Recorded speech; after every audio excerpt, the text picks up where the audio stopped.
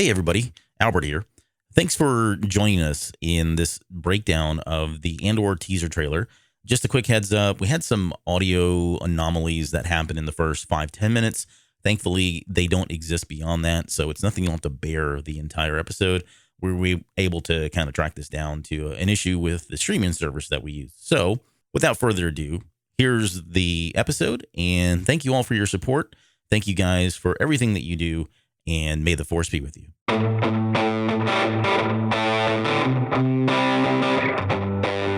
You're listening to the Cantina Cast, your home for thought-provoking Star Wars talk. Join Adler and Jonesy in breaking down the latest news, trailers, movies, and of course, your favorite characters from a galaxy far, far away.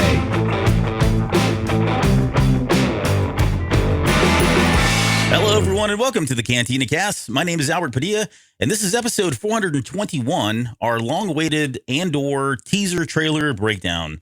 And we've got a great show for you tonight. We are going to get into the finest of details in this trailer, and I mean, no frame will go unlooked at throughout the course of this episode.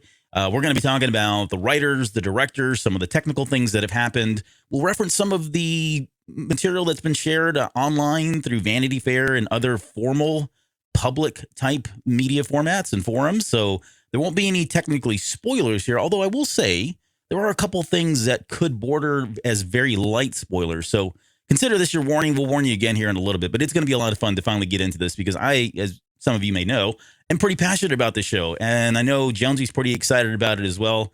And speaking of passionate and fair warnings and Jonesy, there he is. Hey, didn't see that coming. No. You know, you're got the, and I take this as a compliment, but tonight, now normally you rock the shades, and I say Bono, right? But you've almost got like a Texas Willie, like a younger Willie Nelson look going on. I kind of dig it, man. What's going on? Well, you here? know, I was rocking my cowboy boots this weekend and I actually bought a hat. There you go. I actually bought a hat too. I have a proper hat. I saw your picture. Yeah. So, well, welcome to the hill country, my friend. I'm telling you, man, I like it out there. Could get used to that nice, kind of way of living. Yeah. Yeah. Nice warm weather, good German food, lots of wine. It is so hot in Texas right now. It's not even funny. It is pretty hot out here. But no, how you doing? Doing good? Yeah, doing great. Trying to stay cool, which is always an event down here, but it's even worse this year than usual. But how about yourself? A little under the weather, sounds like, but a little under the weather again. As usual. As usual. I'm the eve of the final episode of Kenobi, Obi-Wan Kenobi. And I was thinking about, am I in like good health to stay up for the rest of the night? And I said, what am I even talking about? I don't really care. I'm going to push through this, die as I may. I am going to stay up to watch this. And from what I think it was last episode, we mentioned that there were rumors that we were probably going to get about an hour, 33-minute show. I think even to this point, and I have not had a chance in the last probably 3 or 4 hours to go online and take a look, but it does sound like there still isn't conclusive evidence of whether or not that's going to be an hour and 33 with the Hayden Christensen, Kathleen Kennedy Q&A that they're broadcasting at some of the theaters, or if that's a full hour and 33 minutes. I think the safest bet as far as the most recent intel that I've got is it's going to be at least 63 minutes or ish around there. Have you heard anything different? And how do you feel about the time? I know I don't want to talk about too much because we're going to break all this down here in a couple of days, but given it is the eve of the final show. Yeah, that's exciting. I mean, I think if it's at least an hour, I think that's probably enough time to get through everything. I think an hour and a half would be amazing. Yeah. But I'm with you. The Q&A is always that's the wild card of how they're actually going to do that. Or is it going to be after? Are they going to do it before? Or, what does that actually look like? And I mean, shoot, we're 5 hours away, like almost exactly 5 hours away from this thing dropping. So we're going to find out here soon enough. So we don't really have to speculate too hard. And I think I'll actually probably stay up for it tonight as well. And may even throw a channel up in Discord and we can all watch it together. So if you're interested in coming out, maybe watch it on Discord or being in the same room as we all watch it at the same time in Discord and be able to talk, cantinacast.com/Discord. Yep. And I plan on contributing some initial thoughts at, what would that be? Almost 3:30 in the morning at that point. If Central it does time, go yeah. For you East Coasters, Mike Rondo's probably just waking up to go to work. So he'll get caught up real quick. But yeah, I plan on throwing some, we've got a spoiler chat in there for that specifically. So I'm looking forward to contributing to that. And also, more importantly, seeing what everybody else thinks as well. It's always cool to see everybody's initial reactions that visits our Patreon, our Discord server, which is a lot of fun. All right.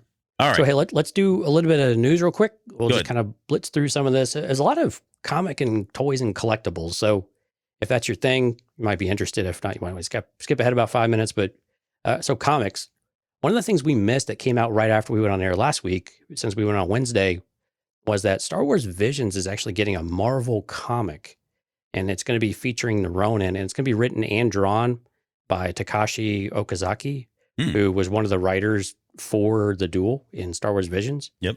And they have some preview of the work, and it looks really cool. I mean, it's very much in the same tone and vein, same style that the Duel was in. But man, I'm actually pretty stoked about that. I think the comic format for what they did on screen, I think is going to translate really well for that story. And I'm excited for that to be the visual, like both the really cool story aspect of it, but also the visuals that go with it. And it's supposed to be brand new, something completely different that we haven't had. So it wasn't necessarily in the Ronin book or anything like that. So I think this is a pretty cool thing to move forward. More comic news. Obi-Wan number 2 is coming out next week on the 29th of June. There's a preview out for that.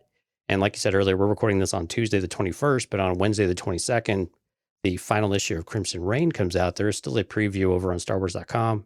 If you want to get a little sneak peek of that, you're going to want to pick that one up. So this is the end of the second of the third of the trilogy, the second phase of the trilogy series here that Charles Soule is doing. So you're going to want to get this one done before you go over to the next one. So we're very blessed and fortunate that we get the advanced reader copies of the comics. I saw it come into my mailbox today. I've not looked at it, but have you had a chance to read it? And thumbs up, thumbs down. Not spoiling it for anybody. Nothing. Can't give us like even a hint. Nope. Okay. Nope. Let's just say that Kira has pissed off the wrong person. Oh, yes. In the galaxy. All right. Good. So it's getting good. It really sets up and makes you want more for Hidden Empire, which comes out later this year. Yeah.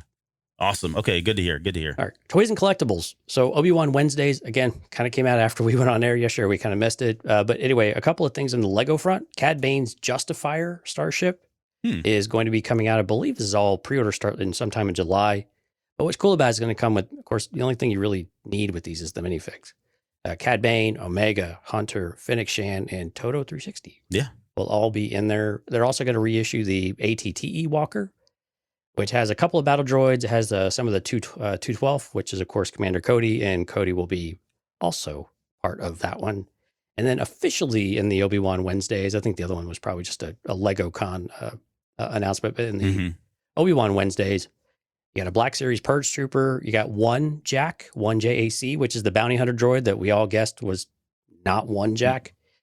You've also got a couple of Funko Pops in there for Colin Roken, as well as Darth Vader. And then there's a vintage collection Darth Vader in there as well. So if you're a collector, you got some really cool stuff that you could pre-order here pretty soon. I didn't catch it. I didn't realize that was his name. Was it? Colin. Colin? Kawlan. Okay. Yeah. This just in. Because I don't think he was in the credits as Colin. I thought he was in just as Roken. So I think it was just Roken, yeah. And everything we've seen has been pretty much just Roken. But right. Yeah, leave it to an action figure to give you the full name. So yeah. Or Funko Pop in this case. Awesome. But yeah, so quick rundown on things you can go spend all your hard-earned money on. Yes. Star Wars is nothing but if not a pit of despair when it comes to your wallet and your financials. Thanks, George. So, setting that precedence. Thank you, sir. The gift that keeps on giving. And speaking of gifts that give. And thank yous. Yeah, we've got some new Patreon folks. So thank you again for, first off, everybody that's been a Patreon member up until this point, especially all of the new folks that have come on here recently. I don't know if it's just a matter of celebration or people are finally, getting out there and getting the show, finding the show, whatever it is. It's probably Kenobi as well, which we're very fortunate. But we always see the spike in anytime there's a TV series or a movie, and then things kind of die down a little bit. But we're very fortunate that we've been able to add additional 3 other people since our last show here. We've got Eric Rankins and Sky, as well as who's the other one? I'm sorry, that we got to as far as the $10 or the $5 tiers. I'm sorry, $5 are Erica Rankins and Sky. So thank you guys. Sky's with us. At least she chimed in a little while ago. So thank you so much for being here. And that is part of our green milk tier. And then we had another one. We had a big one. What was that one? I think we asked actually last week. So Rob upped his contribution up to the plus a little extra tier to go along with Mike and Kathy. So huge thanks to all of them who are kind of in our special class there. They get a special thank you every single week. And they also get a special call out on our cards anytime or in the credits. And anytime we do something, we'll throw that out to those folks first and get feedback or just give them a little preview of something. So again, a huge thank you to all of the Patreon members. It's growing for us, which is opening some opportunities for us as well. So huge thank you from us. If you'd like to go check it out, we haven't been posting as much exclusive content, but you do get early release everything. And then anytime when we get back on a regular schedule here with Kenobi, kind of phasing out a little bit, you will get more regular content. We're going to have a lot of things we want to do with the space. So please come check it out. cantinacast.com/Patreon. We'll get you there. Yes. Yep. We've got a number of stories in the backlog here to get to, or a number of stories. Wow, I'm back at work. We've got a number of shows in the backlog of things that we want to get done very soon. Sky says you're welcome. Thanks, Sky, once again. And we've also got, I plan on resurrecting the Patreon group we did. We had one of those just kind of as a pilot. I know there were a number of folks that joined us I think we had 3 folks that joined us on that one. That was a lot of fun. So I plan on doing one here, or Jonesy will probably join us. I think you weren't in that one because you were off traveling or doing something at the time. Yeah, I was in the first one, but the last one I wasn't able to make it, but yeah. Yeah. So you had like Cab and Lauren and, oh man. Risk, I think it was. And yeah, Cole was on there. Yeah. Yep.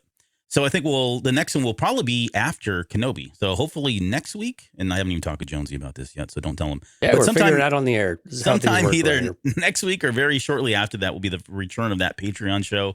And we'll ask for some folks to kind of volunteer, come on, we'll record it, we'll release it, and we'll kind of digest everything that happened with Kenobi. I'm curious as to hear what everybody's feedback and feelings and opinions, and more importantly, what they speculate will happen as we go from here, if anything, So, yeah, I mean, depending on what we get here in a few hours, could be some really big questions about what might be next for Obi-Wan and Hayden Christensen, besides Ahsoka, and where do they go from there? It could be a really interesting conversation, and I would anticipate you and I'll probably get into some character dissections and stuff like that here at some point as well, or kind of character focuses. We just kind of take a deeper dive into each of the characters that we learned a little bit about. Stuff like that might be kind of fun too. Yep. Okay, so we're going to talk about Andor and the teaser trailer. And there's a lot of stuff in here. Like if you look at our show notes, my goodness, it's long, and I apologize for that, Jonesy.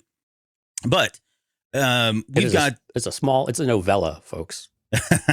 We've got a lot of stuff to talk about, and hopefully this will be stuff that's either new to you, things that you haven't heard. I know especially with Celebration, when that happened, there was a lot that's just been thrown at us. We had the Hollywood Reporter stuff that came, or was it Hollywood Reporter? No, it was Vanity Fair. Yeah, Vanity Fair. Yeah, they had some coverage. There's been some interviews that have been done with Diego Luna, Tony Gilroy. There's Michael Rejwan is one of the producers. A number of folks have been speaking about Andor and providing these little clues, bits and pieces here that we can kind of put together to kind of tell at least more about the framework of the story and where we think it's going to go.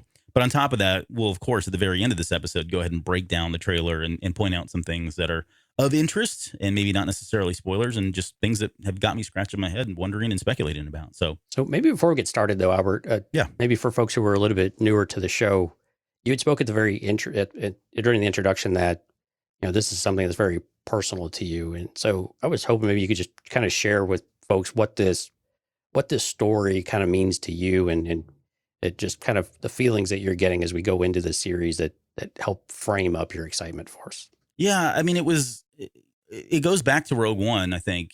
I think I may have talked about this already on an episode, and I was actually thinking about as a Patreon episode, or maybe even as another episode, that we spend some time, you and I, and maybe I've got some people in mind, I think you probably know who I'm talking about, bringing on to the show as guests that host other shows, and kind of talking about this too, because my story isn't unique. And that was very clear to me at Celebration this year. But in a nutshell, I would say, when Rogue One came out, that was kind of life-changing for me in a lot of ways from Star Wars perspective. There were people like Jimmy Smits out there, and a couple of other characters off, back behind the scenes, way buried in the credits, that were of Hispanic, Latino, Latinx descent. But this is somebody. My parents are both from Mexico. Well, they're not from Mexico, but my grandparents are both from Mexico, and so having Diego Luna, a national Mexican, on the screen as a Star Wars character was huge. It was momentous for us. And it suddenly became a character that everybody in my family gravitated to, right? We all liked the Lukes and the Leias and et cetera, for different reasons. But This was somebody that was us, and they were on screen for the first time. On top of that, you get this. Then when Andor was talked about, and we were being told that we're going to get this immigrant story, both of my families were immigrant workers, and so they would constantly be migrating back and forth from different states, doing odd jobs or whatever they could to make ends meet. So there's just a lot of things that just kind of hit home personally for me. Now, of course, we were never under the rule of the empire, but so Thankfully. From that perspective, that's where it kind of breaks. But there's something to be said about representation here, and that's really what it comes down to for me in this series. I think it's just a blessing that we're getting the quality of production that we are with Andor. Like, it doesn't feel to me, and we'll talk about this here, I guess, in our opening thoughts. Yeah. I don't know that it feels as much as a TV show as it does like a movie. Yeah. Everything that we're seeing, from the artwork, the concept art, the music itself, even this teaser trailer that's only 2 minutes long was put together at such a cinematography. High level of quality. I mean, the writers that they've got coming in here have done some really amazing things in this genre of criminal thriller, spy, espionage. Right, it seems to be kind of floating in that space, and we've got some really solid talent that are that's behind this as well. So it just looks like they've not cut any corners when it comes to the show, and that's not to throw feedback or shade on any of the other series that have come before. But I think there's times that when you're watching Mando, and we've pointed this out before, right? It's not necessarily a deal breaker, but there are moments in some of the more recent TV shows where it can feel like a TV show and not more of a movie. And so far, there's nothing, with a couple of things, with the exception of a couple things in the trailer, which we'll talk about, that feel like it's a TV series. It very much feels beginning to end like this is a production movie. And on top of all that, we're also potentially we're getting 2 seasons here, right? So a total of 24 episodes. This is going to be a massive amount of Star Wars content at a very high quality if everything goes as planned. Right. And I think one story you shared with me at Celebration is that this show really could be very multi-generational. And I know we say that about Obi-Wan Kenobi, right? Because you kind of bridge the original trilogy folks with the prequel trilogy folks, and those two groups are merging more and more together in different ways. But from again, kind of your story, or from the people that it represents story, you shared with me about your dad's response to this, right? And just how excited that he was. And again, another connection standpoint, or another connection with, within your family. But I think also this is going to be a commonplace story, I think, where we're going to have parents and kids and grandkids coming together to watch the show and be able to, just kind of have a completely transcendent moment in some ways, to have, they star, and really almost an entire cast, of and just amazing Mexican actors and other Latinx type of actors. And so this is going to be really, really cool. And I'm really excited to hear some of those stories that end up coming out of just how families respond to this. There are, I'll get into this again when we do this show, but there are some personal stories I want to share about my father and kind of my introduction in Star Wars, because it came from him, and just how that's kind of developed over time. And now it's gone to what kind of Jonesy was speaking to. It's like a new level, right? There's a new appreciation for Star Wars from him, specifically because one single person now is on screen, because that representation is there. So I do want to hit that home a little bit harder here down the road. So, but let's talk about let's talk about some of the technical notes, I guess, if you will. I mean, for anybody that's the tape, the tail of the tape, as we've called it here. There, as we officially, August 31st is when this is coming out. The filming began in 2020, but it was delayed for an entire year because of, some pandemic or something that was happening that was going on. Never heard of it. Fake news. Right. Fake news. And now here's the only really other big one that I had on here was they've touted this as not using the volume, right? This was being done around the time Mando was getting started in filming. They were using that as kind of the pilot. It was all brand new technology, and they opted not to go for that. And I think it's very clear in some of the shots that we're seeing. These are on-set, live type on shots. Location. Yeah. On location, yep. Now, that's not to say the volume won't be used. We'll talk through. I think you found some examples in there that definitely seem like it.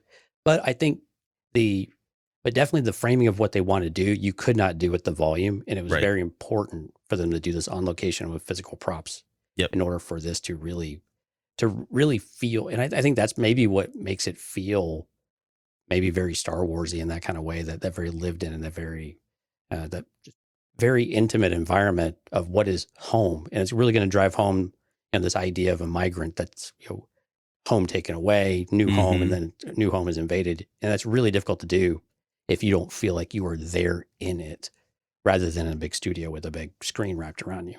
Yeah. Yeah, for sure. And I think and not to go back to this because we just spoke about it with Kenobi, but one of the things that's very clear to me, or at least very apparent to me, is the level of depth that we get, right? Yes, granted, there are some really amazing things they're doing with the volume, and that technology's only going to get better. I guarantee you that, right? We won't even probably be talking about this in a few years, several years from now. However, there are certain things that we're seeing in this trailer that I just don't think we're able to replicate right now with something like the volume. You have to be on location to give you that 3-dimensional space or that vast expanse that you would expect from certain shots and some of the settings and some of the frames that you're trying to establish, right? So we're definitely seeing all that. And we're going to see a couple where you very pan back, and it reminds me of like Lord of the Rings. You just couldn't do that unless you were on location and you get that kind of view and that kind of camera work, and the scale and, like you said, the depth are so important. And so very imagery of very much a Lord of the Rings of on location and these really sweeping panning shots, which I think will be very important to establish, really just establish the environments that we're going to be in. Yep. 3 primary writers. There's Toby Haynes, Susanna White, and Benjamin Caron. Sorry. Those are the directors, right? Directors. I said writers. Those are the 3 directors. Well, there's a handful of writers involved with this thing too. Yeah, and there are. We can go through all these, but honestly, I think the bigger ones that stand out for me are the guy that did The Americans. He did a number of episodes on The Americans. Stephen Schiff, right? Yep, and that was kind of, and the reason why he was sought after, and whether he came to them or they went to him, I'm not sure. But I mean, this is kind of fits in the wheelhouse, right? In terms of what they're trying to tell. This is espionage, kind of, again, criminal, wanted, on the hunt kind of story. If you've ever seen The Americans, they're undercover agents for the Russians or vice versa. I forget now which one it is, but the other way around. Yep. But yeah, there's some House of Card writers in here, and there's also, of course, Tony Gilroy, who gave us the Bourne trilogy, and then was one of the guys that came back.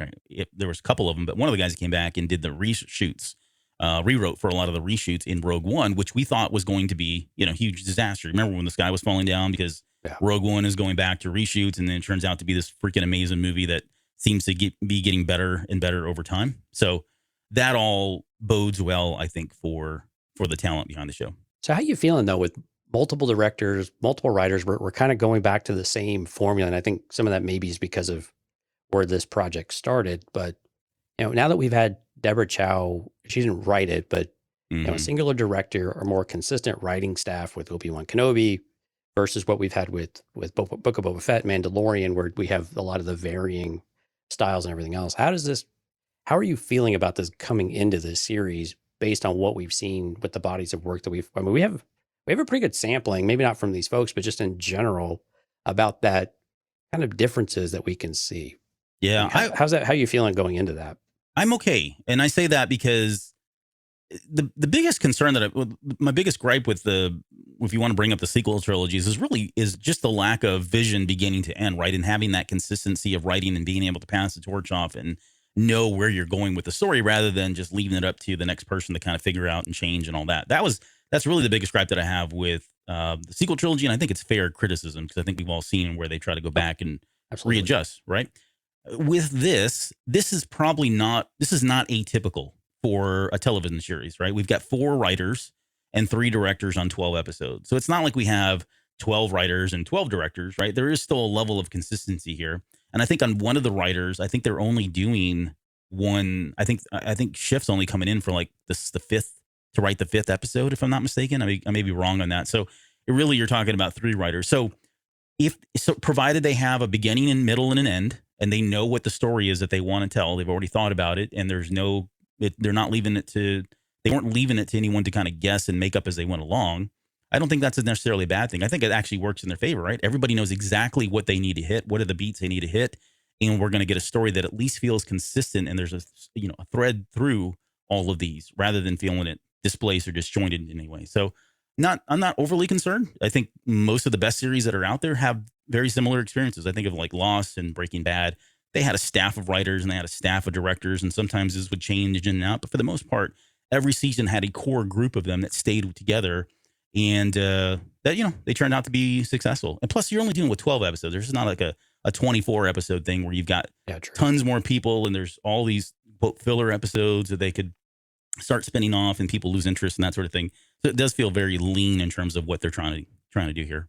Yeah, I think the only one that stood out to me was Benjamin Caron. He's directing an episode kind of right in the middle. And again, we're assuming these are all accurate, but he's directing episode 7 and then 11 and 12. And to have kind of a standalone in the middle is a little odd to me. But again, maybe the other ones seem to be grouped in episodes or groupings of 3, which you could interpret as kind of miniature story arcs, which I think would make sense. And so again, to your point, I think that could help us keep that consistency. And if we're wrapping up kind of these small waves, then it might have a more natural move to the next director stylistically if there's a huge difference. Not huge difference, but if there's a difference in how they approach their work. And to be honest, I'm not really familiar with with the body of work of each of the directors, so it's not really a fair assessment. I would say we're going to get something completely wildly different. It's not like having, Rodriguez or Quentin Tarantino or someone come in who has a very particular style, so we'll have to see how each one of these approach the work. And again, I think it's going to be, to your point, I think the writing is the thing that can really bridge all of that together with a seamless story that doesn't seem to get lost as you go through the motions of the show. Mm-hmm. No pun intended with lost. Right. I was like, yeah, that's a good one. So what I've also seen historically with television is and the reason I called this out, whenever there's a break, like you've got a writer that's doing like 3 episodes, and then there's a break of a single writer or a single director right in the middle, and then it picks up with another bunch of 3 or 4 episodes with that same director, 3 or 4 episodes with that same writer. That means Luke Skywalker's going to show up. Well, it means that usually that is a pivotal moment in the series. And if you think about it, that's the halfway mark, right? So technically speaking, we may get left with a big cliffhanger by the end of the 6th episode, because they tend to write in kind of these blocks at times. Right. And so coming into the 7th episode, there may be something that was very, I don't know, pivotal, right? Something really huge. And so this particular writer has a gift or a talent or just a vision, right? Is passionate about, has the best story, had the best pitch to kind of pick up where that left off. So again, I'm not, we have no idea really what these episodes are about,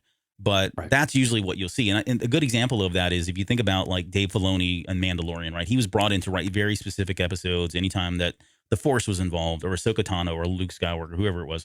So that's one recent example of that. But if you go back to some of the shows that I've mentioned, like Lost, anytime there was Carlton Cuse and Damon Lindelof, you were tuning in because those were the main writers, and you'd have all the staff writer writing most of the season. Then suddenly episode 12 was written by them. It was huge. Like there was something really big or monumental or pivotal that happened in that episode. So maybe it's a sign, maybe it's not, but that would be my suspect because both the director and the writer switch only for that episode in particular.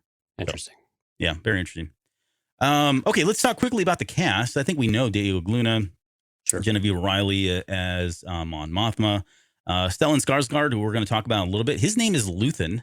His name came from, if you go watch the YouTube trailer and turn the credits on or the subtitles, you get to see the names of a lot of these folks, which is interesting. Even though officially, I don't think they've actually given us his name. Adria Ariona is the woman that I'm calling Andor's friend / relative. I think it's probably his younger sister, and we'll talk more. Well. Yeah, there's some scenes in there that kind of lead us to think that he's got a little sister, and she's probably looks the closest to him. There's Denise Gao. She's an Imperial officer. I was able to. Every time I see her come on the trailer, I'm like, Sarah Michelle Gellar.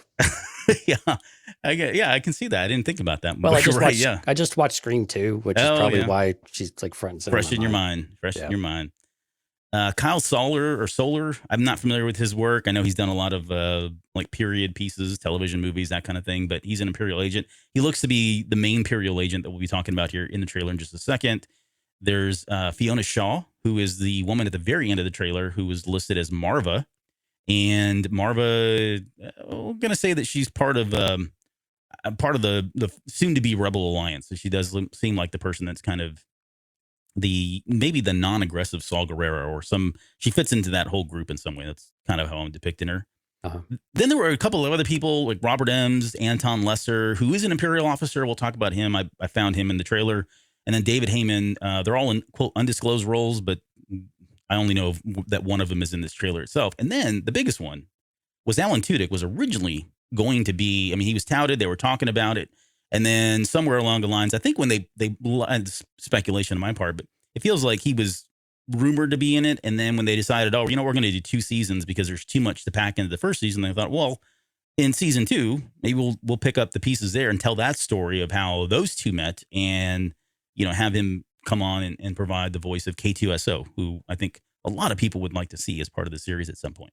Right, because we know season 1 is going to be really focused on kind of year 1 of this major transition for Cassian Andor. And then season 2 is supposed to span really several years, which comes right up to the beginning of where we pick up at Rogue One. So that one's going to be several years where this is really, what are we, like 5 or 7 5 years? 5 years before At Rogue least. One. Yep. Yeah, something like that. So, and I think one name you may have skipped over was Forrest Whitaker, Sagar. Oh yeah, I did skip him over. I didn't mean to do that in person. No one major though. It's fine. Never heard of him. Yeah, he's probably just a cameo. Well, you think so? Not to jump ahead, but I was Saw joking. Gerrera, He's not a cameo. Oh, he's not a cameo. But not to jump ahead, but Saw Gerrera, do you think he's somebody that comes in like in a 7th episode, right? His first introduction, like, do we get the first 6 episodes out of the way, and he's now at least in the fledgling moments of what's becoming this, Saw Gerrera's group, or I don't want to call it the Rebel Alliance because we know that's going to be in Rebels. So whatever this cell is, the cell organization is. Do you think at that point we get to see him in that point? Or do you think he's going to carry out the rest of the season? Or do you think he's somebody that comes in at the very last, 2 episodes? Or what do you think? I would love Saw Gerrera to come in early. So by mid-season, I think that's a really great one to have that be the influential figure that starts to turn Andor into what we become, or what he ends up becoming, at least in the short term. And again, we'll talk about this as the show goes on tonight, but that's where he starts to, those are the tactics that he picks up, and those are the behaviors that he starts to learn and a bit become semi-radicalized. And again, the Andor that we're going to see is not anything close to what we see in Rogue One. And some of that's a maturity standpoint, not necessarily extremism or anything like that, but it's going to be a very different character. And what are the things that he's going to be influenced by? And I think Saw Gerrera is one of those very powerful figures, and very influential figures, especially when it comes to your home being destroyed or your home being invaded and those types of things. Saw Gerrera is very, very passionate speaker with that. And I could see him getting lumped into that crowd. And then later on, as he gets a more mature character, maybe into season 2, again, we start to see him round out a bit and see that there's a better way. Yeah. So I very much like, last half of season 1, very focused on the, we always forget the name of Saw Gerrera's group. I remembered it last week and you couldn't remember. Now I can't remember. So you're going to, the Partisans. Partisans. Yeah. I almost said the pacifists, and I was like, well, that's not the right word. I almost said the partition. So it doesn't matter. Yeah. So I would love to see the Partisans come into play. And again, because the Rebel Alliance isn't really super organized at this point. Yeah. Very localized, very much kind of a resistant cells, so to speak, in that regard, rather than any kind of organization. Yeah. Yeah, of course. And I don't know what you're talking about, Alan Tudyk, man. He's in the trailer. Is he really? He's the dude in the clean room, man. I'm telling you, that's it. You know what? I think you're right. No, I think you're right. Because I kept focusing on that guy, and I'm like, he looks familiar. Why would they show him? And he's so in front, like he's in the middle of that frame, all the way in the forefront, right? So heavily de-aged. But I went and found pictures of a young Alan Tudyk, like high school, college years type Alan Tudyk. Yeah. Okay. I could see where that's pretty close. So you're saying K2SO was once a human who then later, as the story progresses, becomes a he became a Bomar monk and then got infused into K2SO. Gotcha. Yeah. All right. Hey, you might want to reach back there and grab that hat off R2D2 while you're at it, by the way. All right. Plop this right on here. There we go. Here we go. Okay. Now he's got his tinfoil hat on.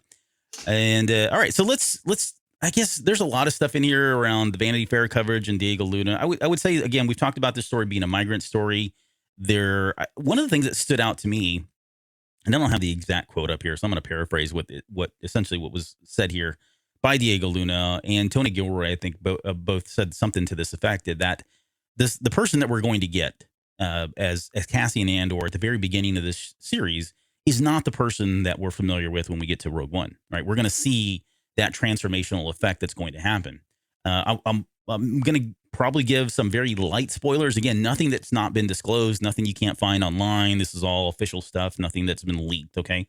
But one thing they've talked about is Cassian Andor is going to start off as this kind of petty thief, right? Running around the streets, stealing things, and something's going to happen that is going to get him to maybe not fully to the extent of where we see him in Rogue One, but at least get him on board with this idea of a rebellion, right? Get him on board with this idea of the Empire is bad in a way, and I need to do something about it. There's something personal about it, very personal, so much in that this person is willing to risk their entire life for a galaxy of people he does not know, right? There's a cause there. It becomes, like you said, it's an ideal, right? You're not fighting this group of people. You're fighting an ideal of some sort.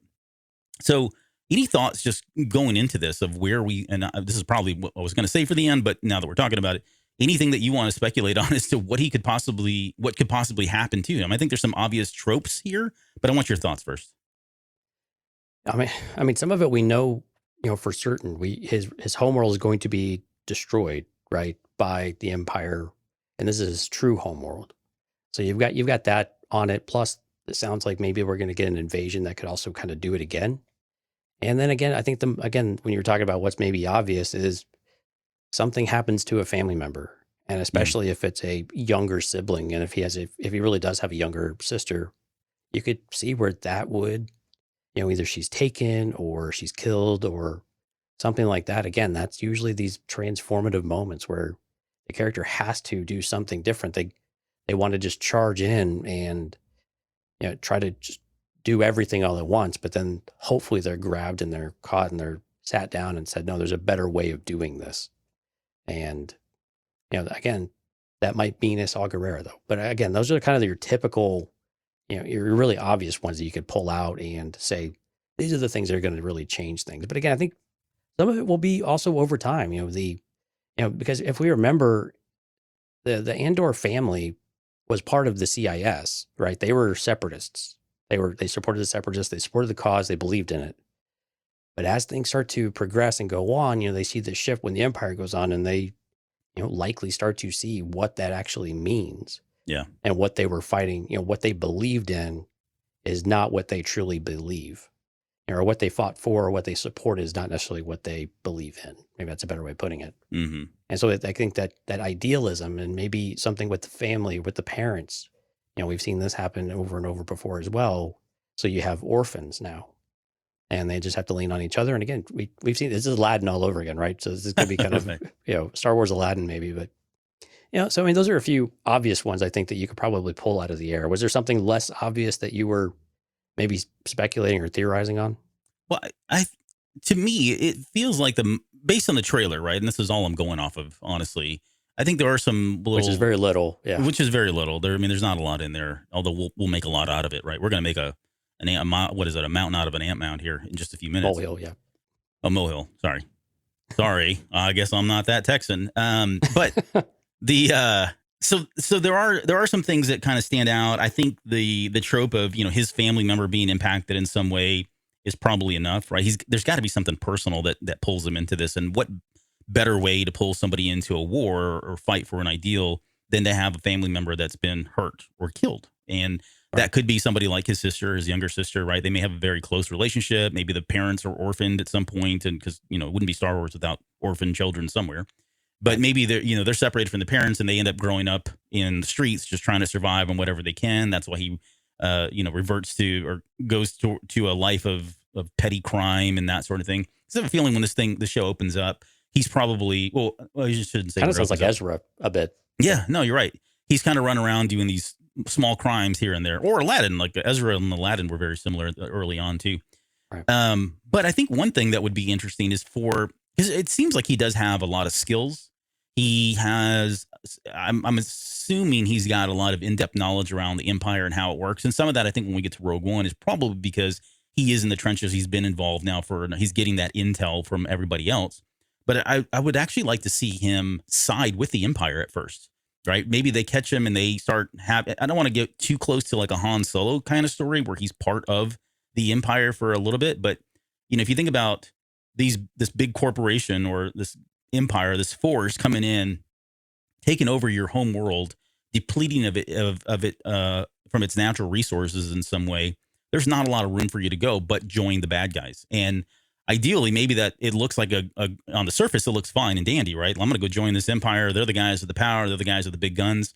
You think about in our real world experiences, our real world life right now, a lot of this happens. These warlords come in, they go into these small, impoverished cities, take them over, and suddenly the people that are there that have nothing, they can't make anything from anything really. They go join these groups, right? They get indoctrinated, they become part of that militia, and then they go out and they get power and they get wealth and that sort of thing. So maybe there's a story in regard to some aspect, but then now that he's over there, if that hits home, where suddenly they kill his sister or some other personal thing that happens to him as he's a part of that, he realizes, whoa, these are not the guys that I thought. I mean, similar again to Tala. I hate to say that, but this is again what would happen. He would suddenly feel like this is not what I want to do, and this is really corrupt. This is really horrible, and I want to get vengeance or something like vengeance on them. Maybe that's what turns him to a life of being rebellious or siding with the guerrilla. I think there's some guerrilla war forces, some freedom fighters that we're going to talk about here in the trailer as well, that he may decide to switch. And then he brings this intel that he's got the inner workings, and that's enough to kind of take him down temporarily. And from there, it just kind of, grows and expands. So now, do you think that since Cassian and his family grew up in the CAS or were supporters of the CIS, do you think we'll have a different light shed on the Confederacy of Independent Systems where we actually view them in a more empathetic way of what those systems were really trying to accomplish when you take all of the politics and the Count Dooku manipulation and Palpatine out of it? Do you think we'll get a much different point of view when in contrast with what the Republic becomes in the Empire? Or do you think that it'll just solidify their place as the quote unquote bad guys during the Clone Wars? I think so. And the reason I say that is because if you think about who's at the head of the Confederacy, who's at the head of the Separatists, right? You think about somebody like Dooku, and we've talked about Dooku many times on this show, and he's not necessarily wrong in some ways, right? He's not necessarily right either, but it's easy to get there and try to kind of see where he's coming from. Now, the way he goes about it, probably not the best way. But I think the same thing is true here for the Separatists. I think there is a legitimate concern that they have. The way they're going about it is probably not the best way, but can you really, maybe what you're talking to or speaking to is, are we going to see a different point of view where they're being manipulated and they're being coerced into doing things that are not right, not going about it the right way, but they don't really have a choice. And so in that way, I think we could see a different aspect, see that in a different light. And I don't know that it would give us a lot of sympathy towards them, but I think having somebody like the Andors, part of that group, there's something wholesome about it, right? You would expect at the core, there's something very wholesome about it, or at least genuine about what the effort is, or what their gripe is, or what they feel is, or they're being oppressed or repressed in some way. And so from that regard, I think you're right. I think we could possibly see them slightly differently as a result of the show.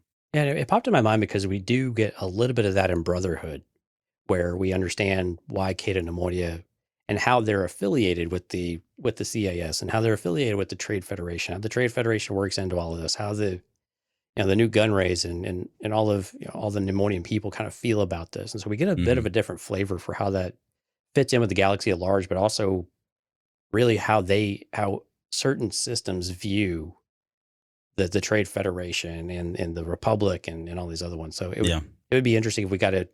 But again, it would make sense if we didn't as much, because it seems like when we go to the opening of the trailer, that we have more of a village type of lifestyle, presumably well outside the politics of the galaxy. Yep. There, I was trying to go through here. I don't want to. There's a lot of notes here. I would suggest also for anybody that wants to know more about, I guess, behind the scenes type things without getting into spoilers too much, take a look at the Anthony Bresnikan interview that he did. This came out when we were at Celebration, so that week of the 27th, around that time, and it's on Vanity Fair. So if you go out there, it's a great article. Lots of really good insight from Tony Gilroy, especially. There's some Diego Luna quotes in there, but I mean, Gilroy's kind of the showrunner for this, and he's the primary writer. So there's a lot of really good.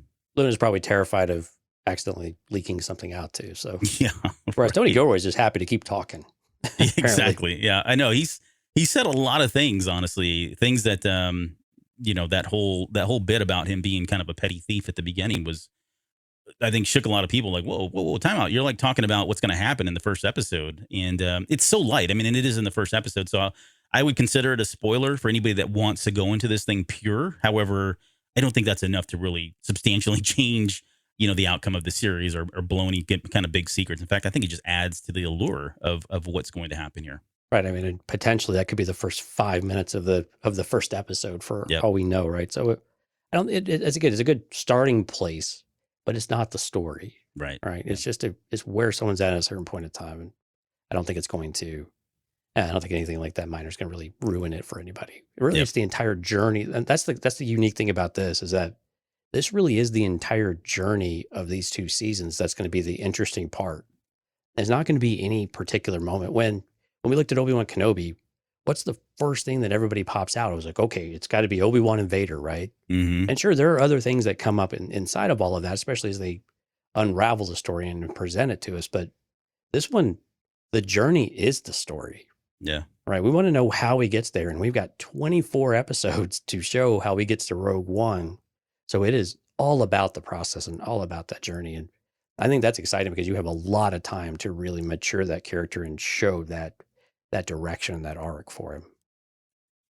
Oh man, I'm excited. Let's do this. Let's talk about the trailer then. Yeah. Let's move into it. We've got a lot to talk about.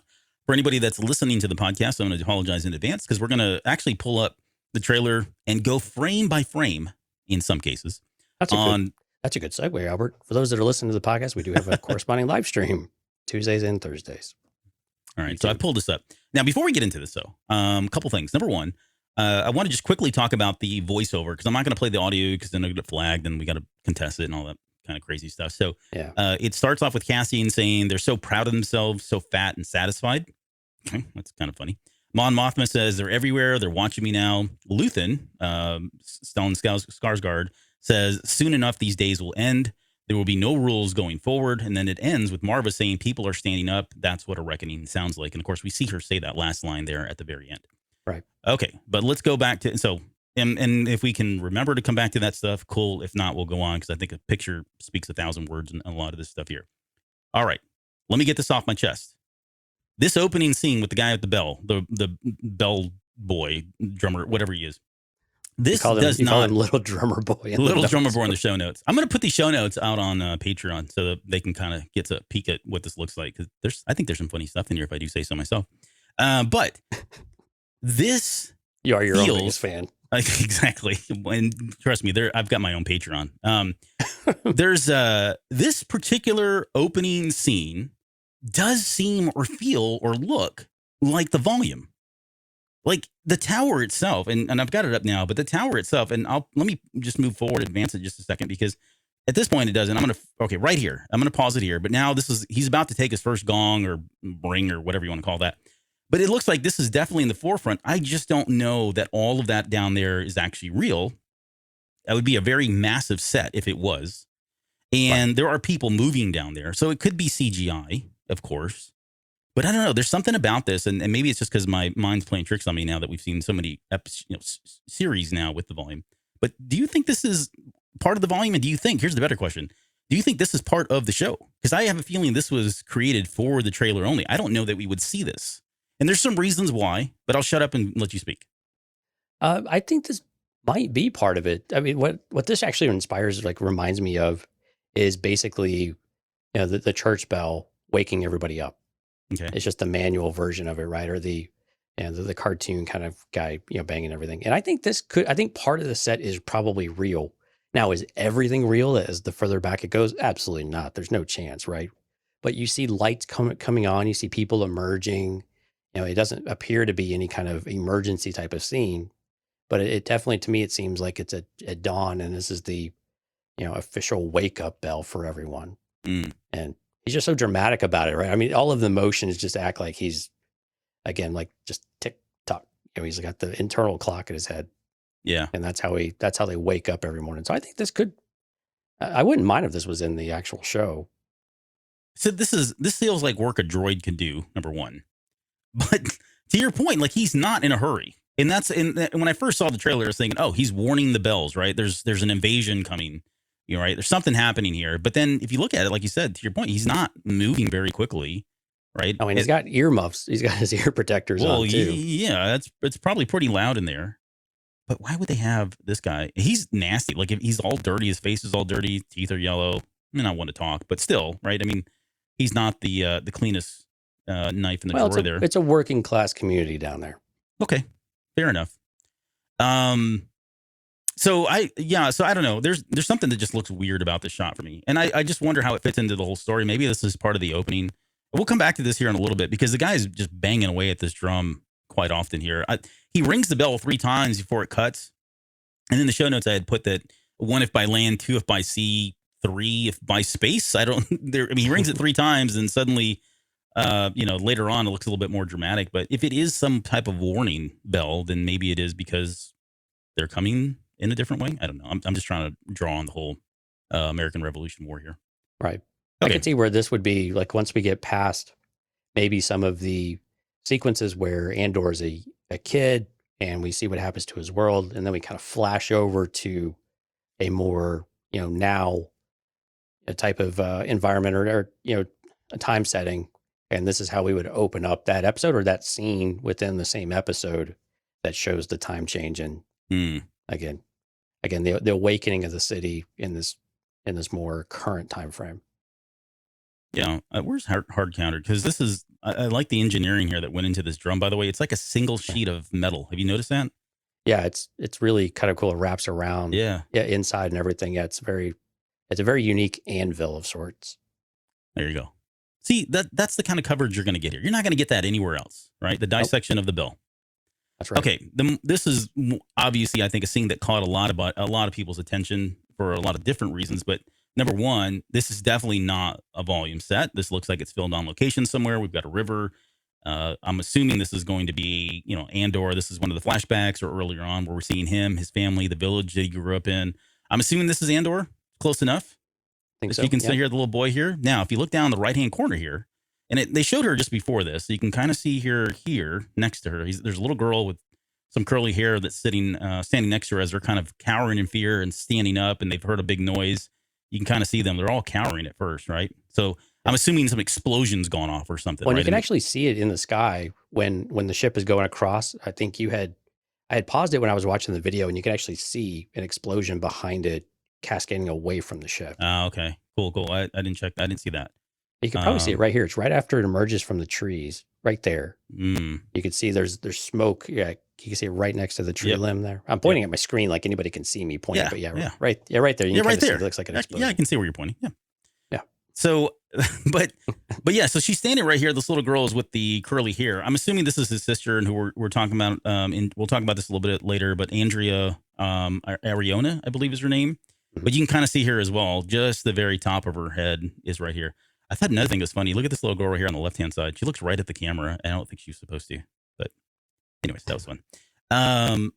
So yeah, I mean, I think this is, and of course we're burying the lead here, right? There's this massive ship that's kind of coursing through the air here. It looks like it's been shot down, presumably, or it's going down in flames, or literally is going down in flames. But do you think this is something the Empire shot down? Do you think this was coming in from outer space or something? But to me, whatever this is, this does feel kind of like that call to action, right?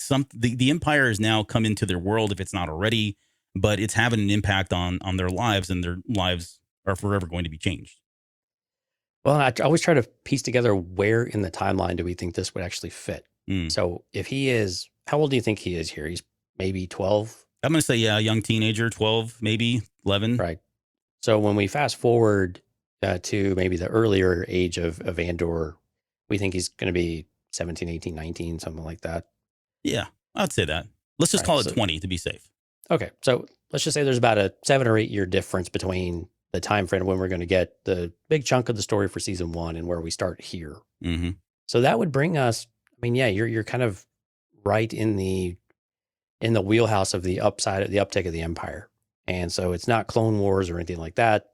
So clearly there's something that's going on. But the other thing about this, though, what if it's not a ship being shot down and it is some sort of weapon? I mean, it doesn't seem like that's the case. It does seem like it is a ship going down in flames. Yeah. But No, that would be interesting. This would be a huge, massive, like ballistic missile of some sort.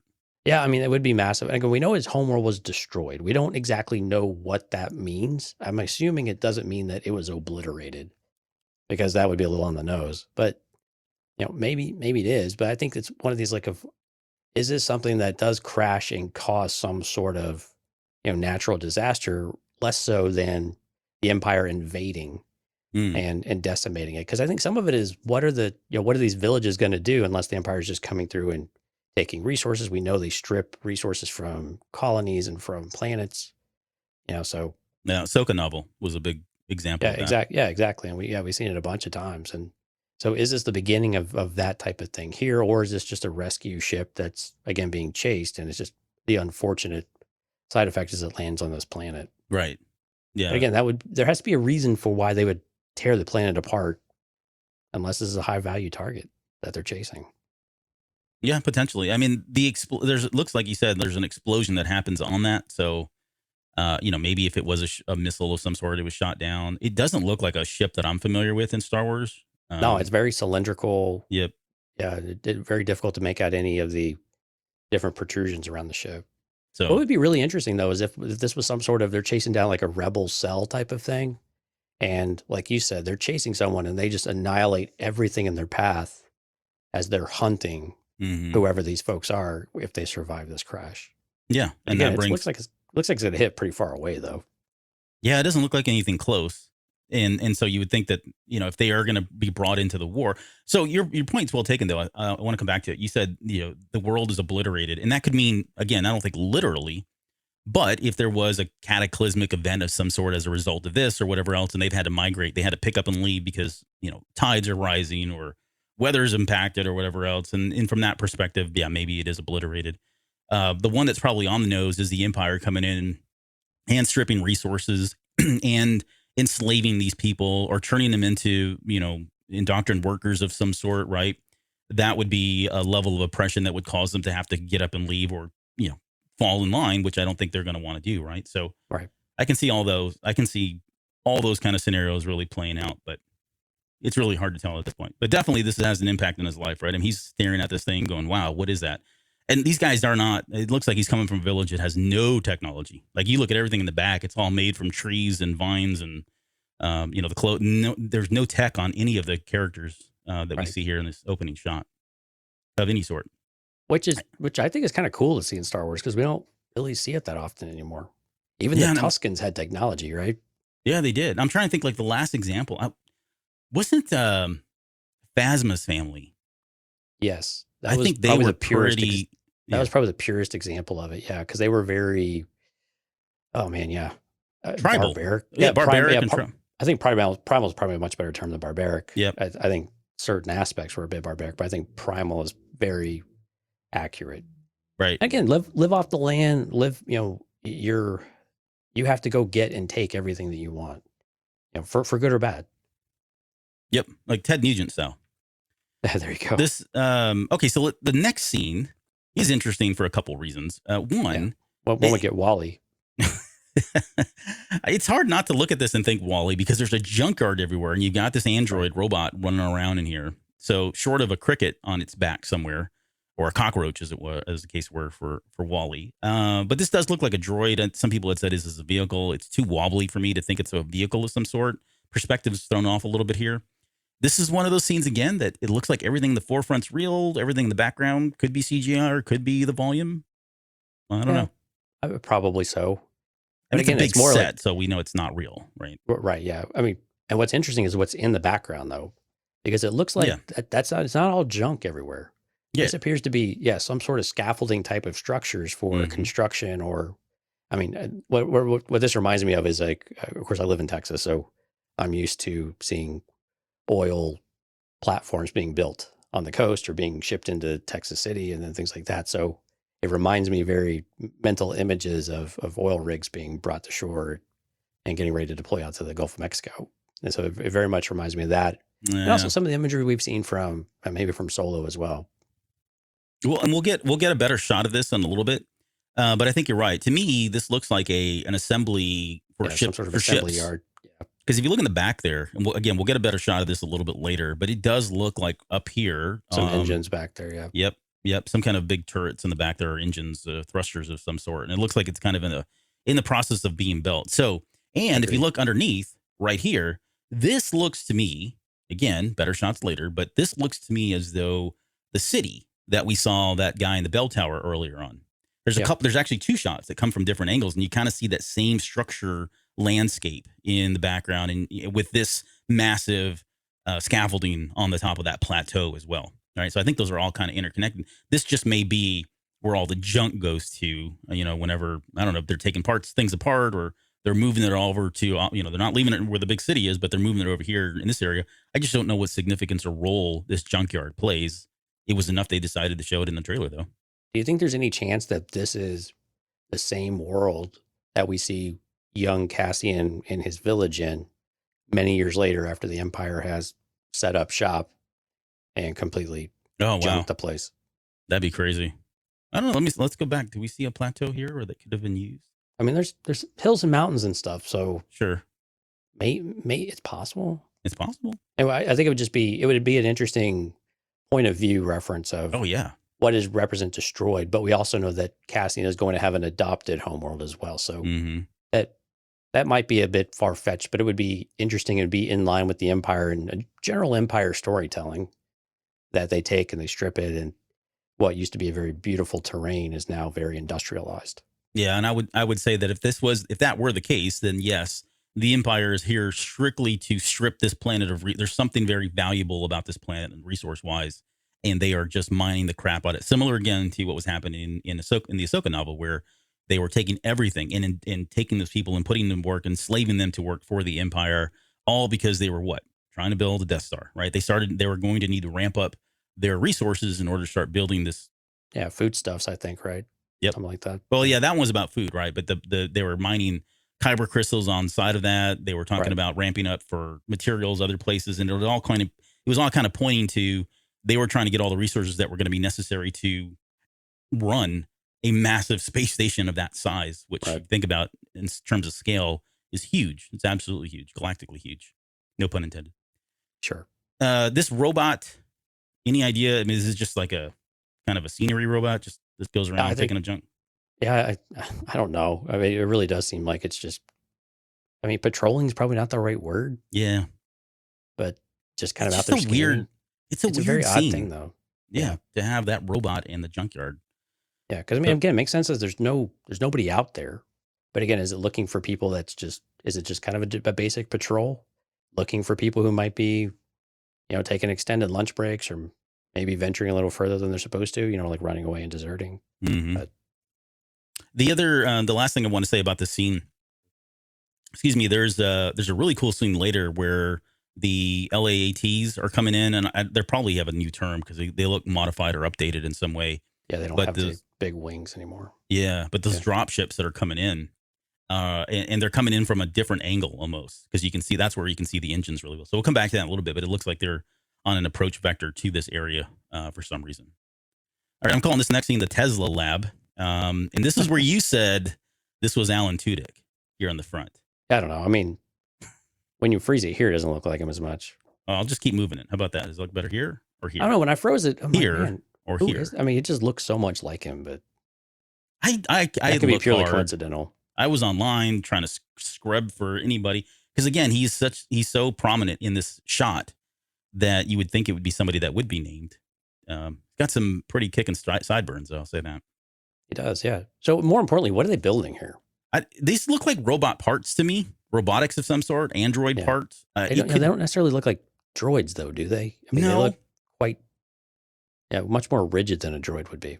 But what if these are like the undercarriage or part components? Like if you flip this thing around, is that the base of like an Imperial probe droid? I don't know. I'm making things up. I have no idea. But it looks like these are like you can't really tell on the one on the left here. But if you look at the one on the back there on the right, it's got like 2, 4, 6 legs, arms, if you will. You see that? 1, 2, 3, 4, 5, 6. I don't have my probe droid in front of me. I've got a little model of it, but But beyond that, I mean, it's hard to say. Again, I think what's more important here is that something has caught their attention, right? They all look kind of shocked or. Now, we see this outfit a little bit later. Yeah, that seems like a very similar outfit we see when they're walking through these tunnel type systems. And we'll come back to it in a little bit, but I think these are either prisoners that they're making license plates, right, or doing something for the Empire, right, or they're conscripted servers or conscripted men of some sort or soldiers of some sort, indentured servants to an extent. Yeah, they don't wear shoes, so. But more on that later. Or they just wear the soft shoes. They don't have the ones with soles in it. They just have the socks, the little booties. All right. Well, we'll come back to these guys. I don't know. It's hard to determine what they're exactly doing, but it does feel like it is some kind of an assembly plant, and they all seem to be doing adopting the Ford methodology of constructing. It's so THX 1138 inspired. It really is. The number in the background and stuff. Yeah. Yep. The lighting. That pure very white space, sterile environment. Yep. Yeah, it's sterile clothing. Everything's very bland. Yeah. All right, let's move on to the next scene. And this was the first shot of our freedom fighters, for lack of a better term. There's a group of 4 here with Cassie and Andor in the front. Now, when I first saw this, it looked like I thought his hands were like bound, right? Because you can see his hands down into the front. I think he's just holding a weapon. Or holding onto a pouch or something. Yeah. I don't think he's being bound. And I say that because in this scene, he's running with a rifle. You see that? Yeah. He's right here in the back on the very next scene here. I don't think they're going to take very much cover with that little, that horse bound. What is the hitching post? Looks like a little hitching post there. Yeah. For those of you that are not from Texas, a hitching post is what you tie your horse to. Right. But again, takeaway here, and this is where I wanted to point this out. At the very beginning of this trailer, it's very stylistic. There's a lot of scenes where people are looking directly at the camera. We pointed out one that I was like, oh, it's kind of funny. It's a mistake. I don't know that it was a mistake, because there are other shots like this and a couple more here in just a second where someone's looking directly at the camera. And then you conversely, on the back end of this trailer, we get a succession of shots where people are looking away from the camera and we only see their backs. Right. I don't know what the symbolism is there. I haven't really put too much thought into it, but it is a stylistic choice consciously made, without any doubt in my mind, that they did that for this trailer. Yeah. So, and again, it looks like when she does look back, she sees something, because in the next scene, the next frame, we see them starting to run. Yeah. And they're running to hide their guns. Because if you look at this guy here, he's going to kneel down right here. He lifts up the blanket as though he's about to shove his rifle underneath there. Yeah. And then we get this shot where they cover up what we're calling the AK-47s. They're more like AK-46s. That's not really a thing, but they're a little bit, they get that snub rifle kind of thing on the front there. Right. And we'll break that down here in a little bit, because I got some questions about that. And I know there's been some discourse around discord around what and why they had those types of weapons. Zippers, buttons, and bullets. Yep. Yeah. And ballistic weapons. Oh my. Yeah. But all of these characters show up a little bit later. This guy with the red hat here, he comes up a little bit later. This is the tall black man that we see in a couple of different shots. And this is the bald-headed guy here on the far left-hand side. Where'd the woman go, though? Yeah, I don't know. And so what I was thinking is, they may just be standing around waiting. There's also this blonde freedom fighter here. She comes up a little bit later in 2 other scenes. You can only see the back of her head here, but they both disappear from the scene. So I don't know if they run one direction and these guys run in this direction to hide the weapons. It's hard to tell. But it definitely looks like they're not supposed to have these things. Or, who knows? Maybe there's we'll come to this in a little bit. I want to talk about this because later on we're going to see what I think a lot of people are saying is the Empire. I'm not exactly sure that I think we get to see Imperial agents and we see stormtroopers. Yes, 100%. However, I think there are shots in here where we're seeing kind of like a local authority group, right? Not necessarily part of the Empire. And this is what they could be running from at this point. I mean, they could be fighting against, potentially, rebel cells too. I mean, we don't really know which side of the war they're on right now. Yeah, no, that's a good point. Or whether they know who is who at any given moment and any given time. And again, it's difficult when we're really flipping between timelines and Cassian's life right now too, from when he's young to when he's older, and then we're going to dial back to when he's probably a mid-teenager, late teenager. So we're kind of fluctuating back and forth here. So it's difficult to understand where they're at and just where the galaxy's at and who is where, throughout all of this stuff. But again, it's very green and lush. So it doesn't quite look like the same as the the industrial planet, or at least the industrial area that we've seen a couple times now. Yeah. Yeah, that would if that isn't the case, this does look similar, at least in landscape, to some of those opening shots with his him as the younger Andor Yeah. and his family. A bit more, yeah. This next shot is the one that we get one of the few times that someone speaks in the trailer, like directly in shot here. But this gentleman's running here with a green jacket on. He runs over to the boy and screams, what does he say? Go, come on. Yeah, go, come on, yeah. And then he starts ringing this or banging this little thing here, which looks like kind of a warning system, crude. So do we think that was Andor as well, as a kind of a mid-teenager? This does not look like him. It could, I mean, maybe you always kind of have to give them some wiggle room when they start casting younger people, because it's just so hard, right? Right. But of course, it could just be any other kid too. Yeah.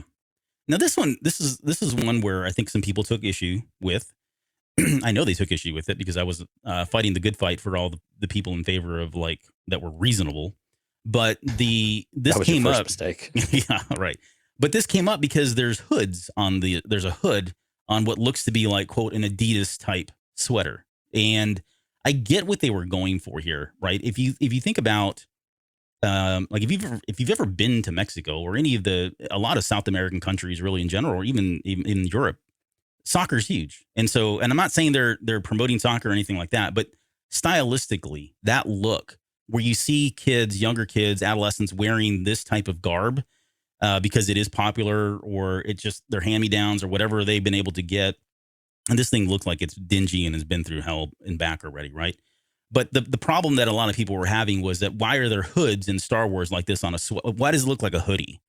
And I'm thinking, at what point in your mind did you think that this massive galaxy that's out there, that at some point of all the billions of people that live in here, all the different cultures at various levels of technological advancement, that someone's going to just think, you know what? I'm going to stick a hood on a long sleeve shirt, and it just happens to look like a hoodie or a sweatshirt of some sort, right? Throw away all the other stuff I said at the very beginning. The probability that this piece of clothing looks like this, or a piece of clothing looks like this in a galaxy far, far away, is pretty high. It's high, very high, to quote K2SO. So I don't understand what the problem was with the hoodie, other than, oh, it looks like it's got 3 stripes on the sleeves, and therefore it looks like it's promoting Adidas of some sort. But yeah, but again, if people get out of their own way, it's the imagery of this. How many times have you and I seen? I mean, we live here in Texas, which has Yes. a huge Mexican population. We see a lot of inspiration in some of our own culture down here with Mexico. How often have we seen imagery of kids playing in their neighborhoods or in the streets that don't look all that dissimilar to this, playing soccer, kicking the ball? I mean, yep. This is the imagery here is a very clear connection to these types of neighborhoods and these types of communities. Yep. And so, God, get over the hoodie, people. I mean, God, I know. Get over yourself. Yeah, I mean, exactly. I mean, just accept what they're trying to show you and what we're trying to see here, No, you're 100% right. This is, and that's what I was let's focus going on for. what he's beating this thing with, because I mean, 'cause I want one of these. I want this for a doorbell. Yeah, it looks effective. When he's banging this thing, we don't have the audio, but when he's banging, it doesn't sound like it's very loud. So I mean, he's alerting everybody within a 5-foot radius. I don't know how many people are kind of hearing this now. So, and yes, hoodies are now canon. So thank you, William Jackson, for asking the question. They are officially canon, and we're all better for that. But the real question is, which team is he rocking there with the badge on there, right? I don't know what that is. It looks like Univision. There you go. It's probably one of them, or Galavision, one of the two. Yep. Which is a great show, by the way. And as crazy as it sounds, or I shouldn't even talk about this, but as crazy as it sounds, like I grew up with that on all the time, all the time. It was just on in the background. Mom was always watching it. And now in my later years, I'll go and turn it on and watch it. And I'm like, what am I doing? Like, this is the stuff that I hated watching, but I got suckered in and indoctrinated into some of this stuff. And now I just unconsciously watch these shows from time to time. So, but more on that later. We'll get, when we do that special Andor show, I'll bring that story up. But let's talk about this one, because here we go. This is the shot where you can see these drop ships coming in. Heavily armored drop ships. I mean, these are not the same the same things we saw in the Clone Wars a dozen or 20 years earlier. Right. I mean, these things are much narrower wings, but severely armored. They I look mean, these things thicker are armed. built. Yeah. Yeah. So, I mean, clearly troop transport, they appear to be troop transports. You think about the evolution of these too. Like if you think about like where we were by the time we get to like Book of Boba Fett, and they were coming in, they don't even have wings. So it's almost the evolution of these things is the wings kept getting smaller and smaller, and they just become these kind of shuttles that look like, well, what we see in Book of Boba Fett, or look like Star Tours. Yeah. Right. Star Tours. Exactly. Right. But again, like you were saying before, in the background though, yes, you can see on the horizon all of these structures, these construction type structures or whatever they might be. And so clearly this could be definitely some sort of attack. Yeah, I was just kind of, I mean, I'm guessing resources maybe. And again, you see the whole town there in the forefront too. Yeah, like this is the town. Imagine the bell tower. Perspective wise, is probably over here on the far right hand side, or it could be on the far left hand side if we had like a reverse shot. It's going to be on one or the other, either the left or the right. Yep. Let's cover all the bases. Let's speculate. Yep, we got that one right too. But I think they are coming in now. The question, like the question here is, are they about to shoot this town up or whatever? And because I say that, and then you cut to the next scene, and again, we know that in trailers, especially Star Wars trailers, they like to deceive us and splice these two shots together that have no actual meaning, but our brains naturally want to pair them up, and that's what I'm doing here. But if this is the aftermath of some sort, right, where now they've gone through and they've blown up, and these are the relief workers that are coming in to pick out the survivors and all that. I mean, there's like shades of 9/11 here. You can see things burning still in the background there. There's relief workers, some guys screaming for more help. I don't really see any civilians so much. Maybe we're up here on the hill potentially, but definitely something happened. And it's hard not to think that those dropships came in and attacked a city or attacked. Maybe this is the stuff on the plateau up here, where these are ships that are being built, and the Empire wanted to ensure that those never were built or finished, and who knows where they were. Well, you see a big chunk on the right there on the right side there. Yeah, I mean that's a big chunk of something. If for those listening, it kind of looks like it's not, but like the front of the X-wing, it's just that cylindrical type of shape. It looks like it's just completely broken off, but whatever that might be. Yeah, I used to work with a guy that looked just like this, by the way. That's probably him. It probably is. I'll ask him. Yeah. Tell him if you can get that hat. Pretty wicked. Here's the drummer boy again. Yep. Still drumming away. Still banging away on that drum, or the gong, or whatever this thing is. This next shot, excuse me. On-car plot? Well, it's got the slot down there. And I said it was a bank teller of some sort, or maybe it's just a storefront. It's hard to tell. But this looks like, I mean, the fact that they've got these, I'm going to call them storm shutters. I don't know what that would be, right? But it definitely looks like this is not, they're used to this, right? He's dropping, or well, no, let me back up. I mean, they may not be like, it looks like kind of like the security barriers you brought down. Yeah. The metal fences, or what are they got? The gates. Yeah, exactly. They bring down. Yep. Yeah, so it could be that, right? It could just be simply they're locking up before they go, but it does look like they're in a hurry. It looks like they're rushing. Yeah, it looks like the Empire is about to attack them in some way. Okay, now here's the shot that was interesting too. Yeah, so this one's fun. Yeah. So this lady, I think, is the blonde-haired freedom fighter that I called earlier in the episode. And she has this really snarky look on her eye here in just a second. Like these stormtroopers are walking by. She's avoiding eye contact, kind of, trying to mind her own business. But like a stakeout almost too. Yeah, it looks like she's up to something, right? And those do look like stormtroopers, not clone troopers.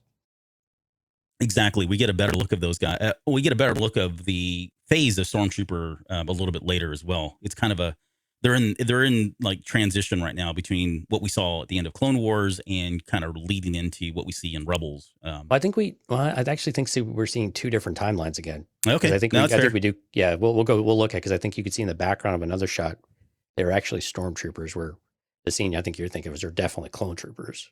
Yeah. Oops, sorry, I went back to the lotto ticket area here.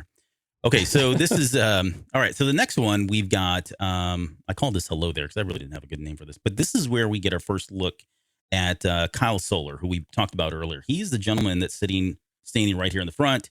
Again, he was in some of these periodic or period pieces, television shows, movies, that kind of thing. But this is where I felt like a lot of people were saying this is the Empire. This looks nothing like, at least that we're aware of, right? Maybe Yeah, I don't remember them wearing blue and No. orange, but I mean, even the it seems hats, local security or local, like a authorities. Corsac type of thing. Yeah, like a local force. Yeah. Right. Which would make sense. I mean, you would think that in some areas, I mean, the Empire, although it's ruling everyone or it's starting to extend their grip on the galaxy, there are still local authorities here. And so there could be a story here where these guys are after Cassian Andor. They could be working for the rebellion, or excuse me, working for the Galactic Empire. Maybe they've come in and said, hey, you guys are the boots on the ground.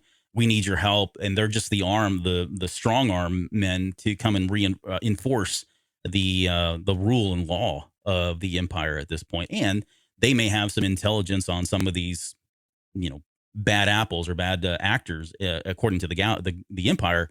Somebody like Marva, who we see here, who's answered the door. I'm pretty sure this is Marva. She's got the crazy haircut, right? She's got the I was going to say Albert Einstein, but that's probably not the word I was looking for. But you can tell by the vest that she's got on. She's got that kind of beige vest, the maroon sleeves. We'll see that in a little bit.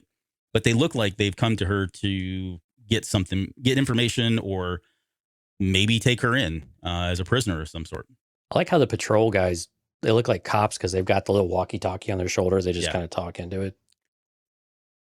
Yep. No body cams. I didn't see that. They are wearing body armor, though. That's clearly body armor of some sort. Yeah.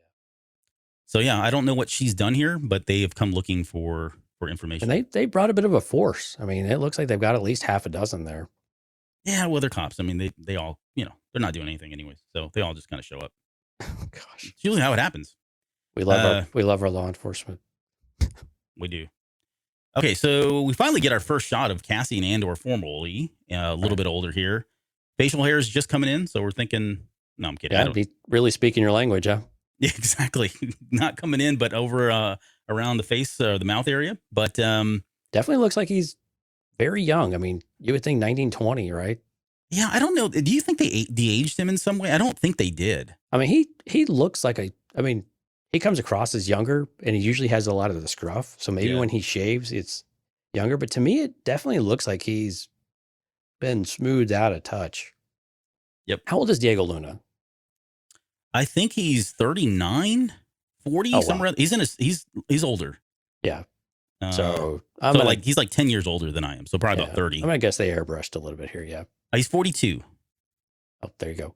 And again, so right here, so look at these stormtroopers in the back. I think those are clearly stormtroopers. Yes. As we know them. As we know them. Yeah. Mm-hmm. But later on, I think later on we'll see a different one. Yeah. A different version of them. Yeah. Absolutely. Any thoughts, speculation here? Because I mean, he's hiding for cover. Or he's doing one of two things. Either he's ducking for cover because he's being wanted, which I don't think is the case, because these guys seem to be just on a patrol of some sort. Or it looks like he's hiding, playing hide and seek, trying to get to, I don't know, maybe something there in the background, or just trying to get past them, waiting for them to go by. So he's sneaking around of some sort. So this could be, maybe it is around the time that he's still doing petty things. Maybe this is just after he was pulled into what, his rebel cell, if you will. And this is his first mission, or he's been tasked with doing something. This is the first time we see him. But I don't know if there's, if you got any other theories as to what it is, but he's definitely on the, trying to hide from them at this point. Yeah, absolutely. I mean, he could be an independent contractor at this point too, and just, trying to make a living, scratch things together, and avoiding anybody that even appears to be law enforcement or an authority. Yeah. And he's just up to no good riffraff. And remember, your taxes are higher as an independent contractor. Always, generally speaking. Well, yeah, always. True. And there's no medical coverage. So no medical coverage. You'll have to figure that on your own. Yeah. All right. So this next scene, I think, has been. I don't think that's the top of his priority, but yeah. Probably not. No, I would agree. No. Okay. So this scene is where I think a lot of people got it wrong. And what I mean by that is I saw a lot of comments about this being the Imperial Senate. And if you, gosh, no. Well, and that, and I agree. And I'm not throwing shade at anybody, because I mean, everybody was seeing this trailer for the first time. And of course, we get all kinds of stuff wrong, most things wrong. But I do think that this is probably, it's some brain trust of some sort at a galactic level, right? We've got the pristine, sterile environment once again that we saw earlier. I don't know if it's an extension of that. I think this, coupled with the scene in the lab, and then later on when we see what looks to be underground kind of, I don't know, buildings of some sort, underwater buildings of some, I think that's all related in some way. it's hard to tell. But nonetheless, in the middle of this room, this does look like to be a holo projector down there. So potentially, there probably is someone that pops up. And when I want to speculate on who could also pop up in this scene, but we cut over here directly to this gentleman, and this is the actor that is Anton Lesser. That I mentioned earlier. So although he's never not been given an official name for his character, this is clearly him. And his rank, at least as based on Rogue One rankings, he is of a admiral rank, the 5 blue. Right. And this, oh my gosh, doing the research on this stuff is just it kills me. Like we're so, and I'm sorry, this sounds petty, but there's like so many inconsistencies around the rankings for the Imperial officers. And especially over the decades. Yes, absolutely. And not to bring this up because we always do, but like they're totally different than they were in the 1987 role-playing game. Okay, just for the record, totally different.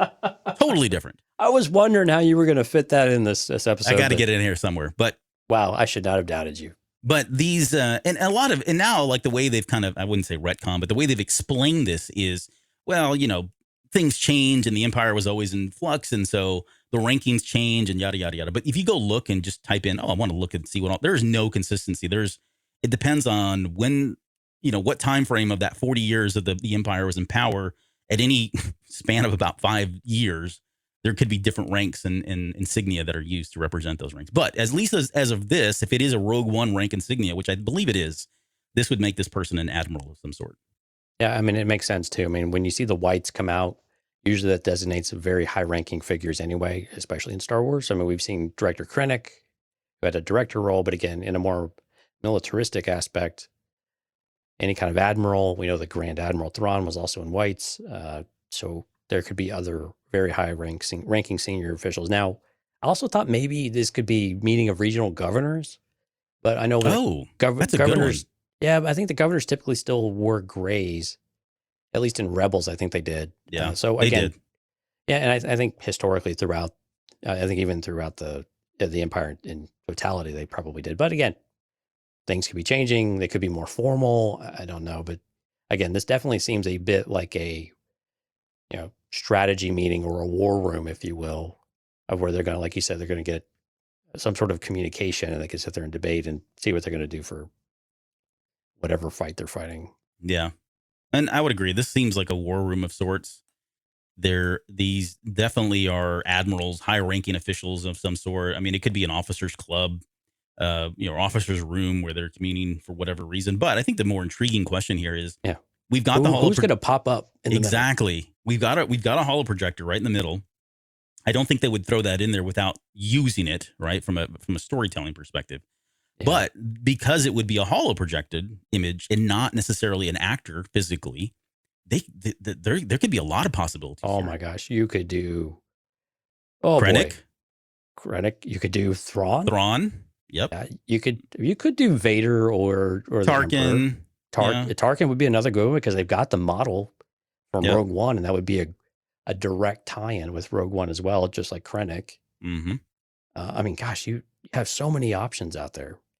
But again, I think when you have this group of people, it seems like has to be someone very top tier, a Grand Admiral or someone who, because the admirals are, I mean, we have to remember it's chain of command with the Empire as well, right?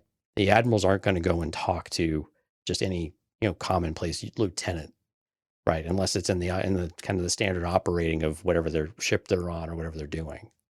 But in this type of thing, it'd have to be someone else very senior, if not a higher elevated position. Got it.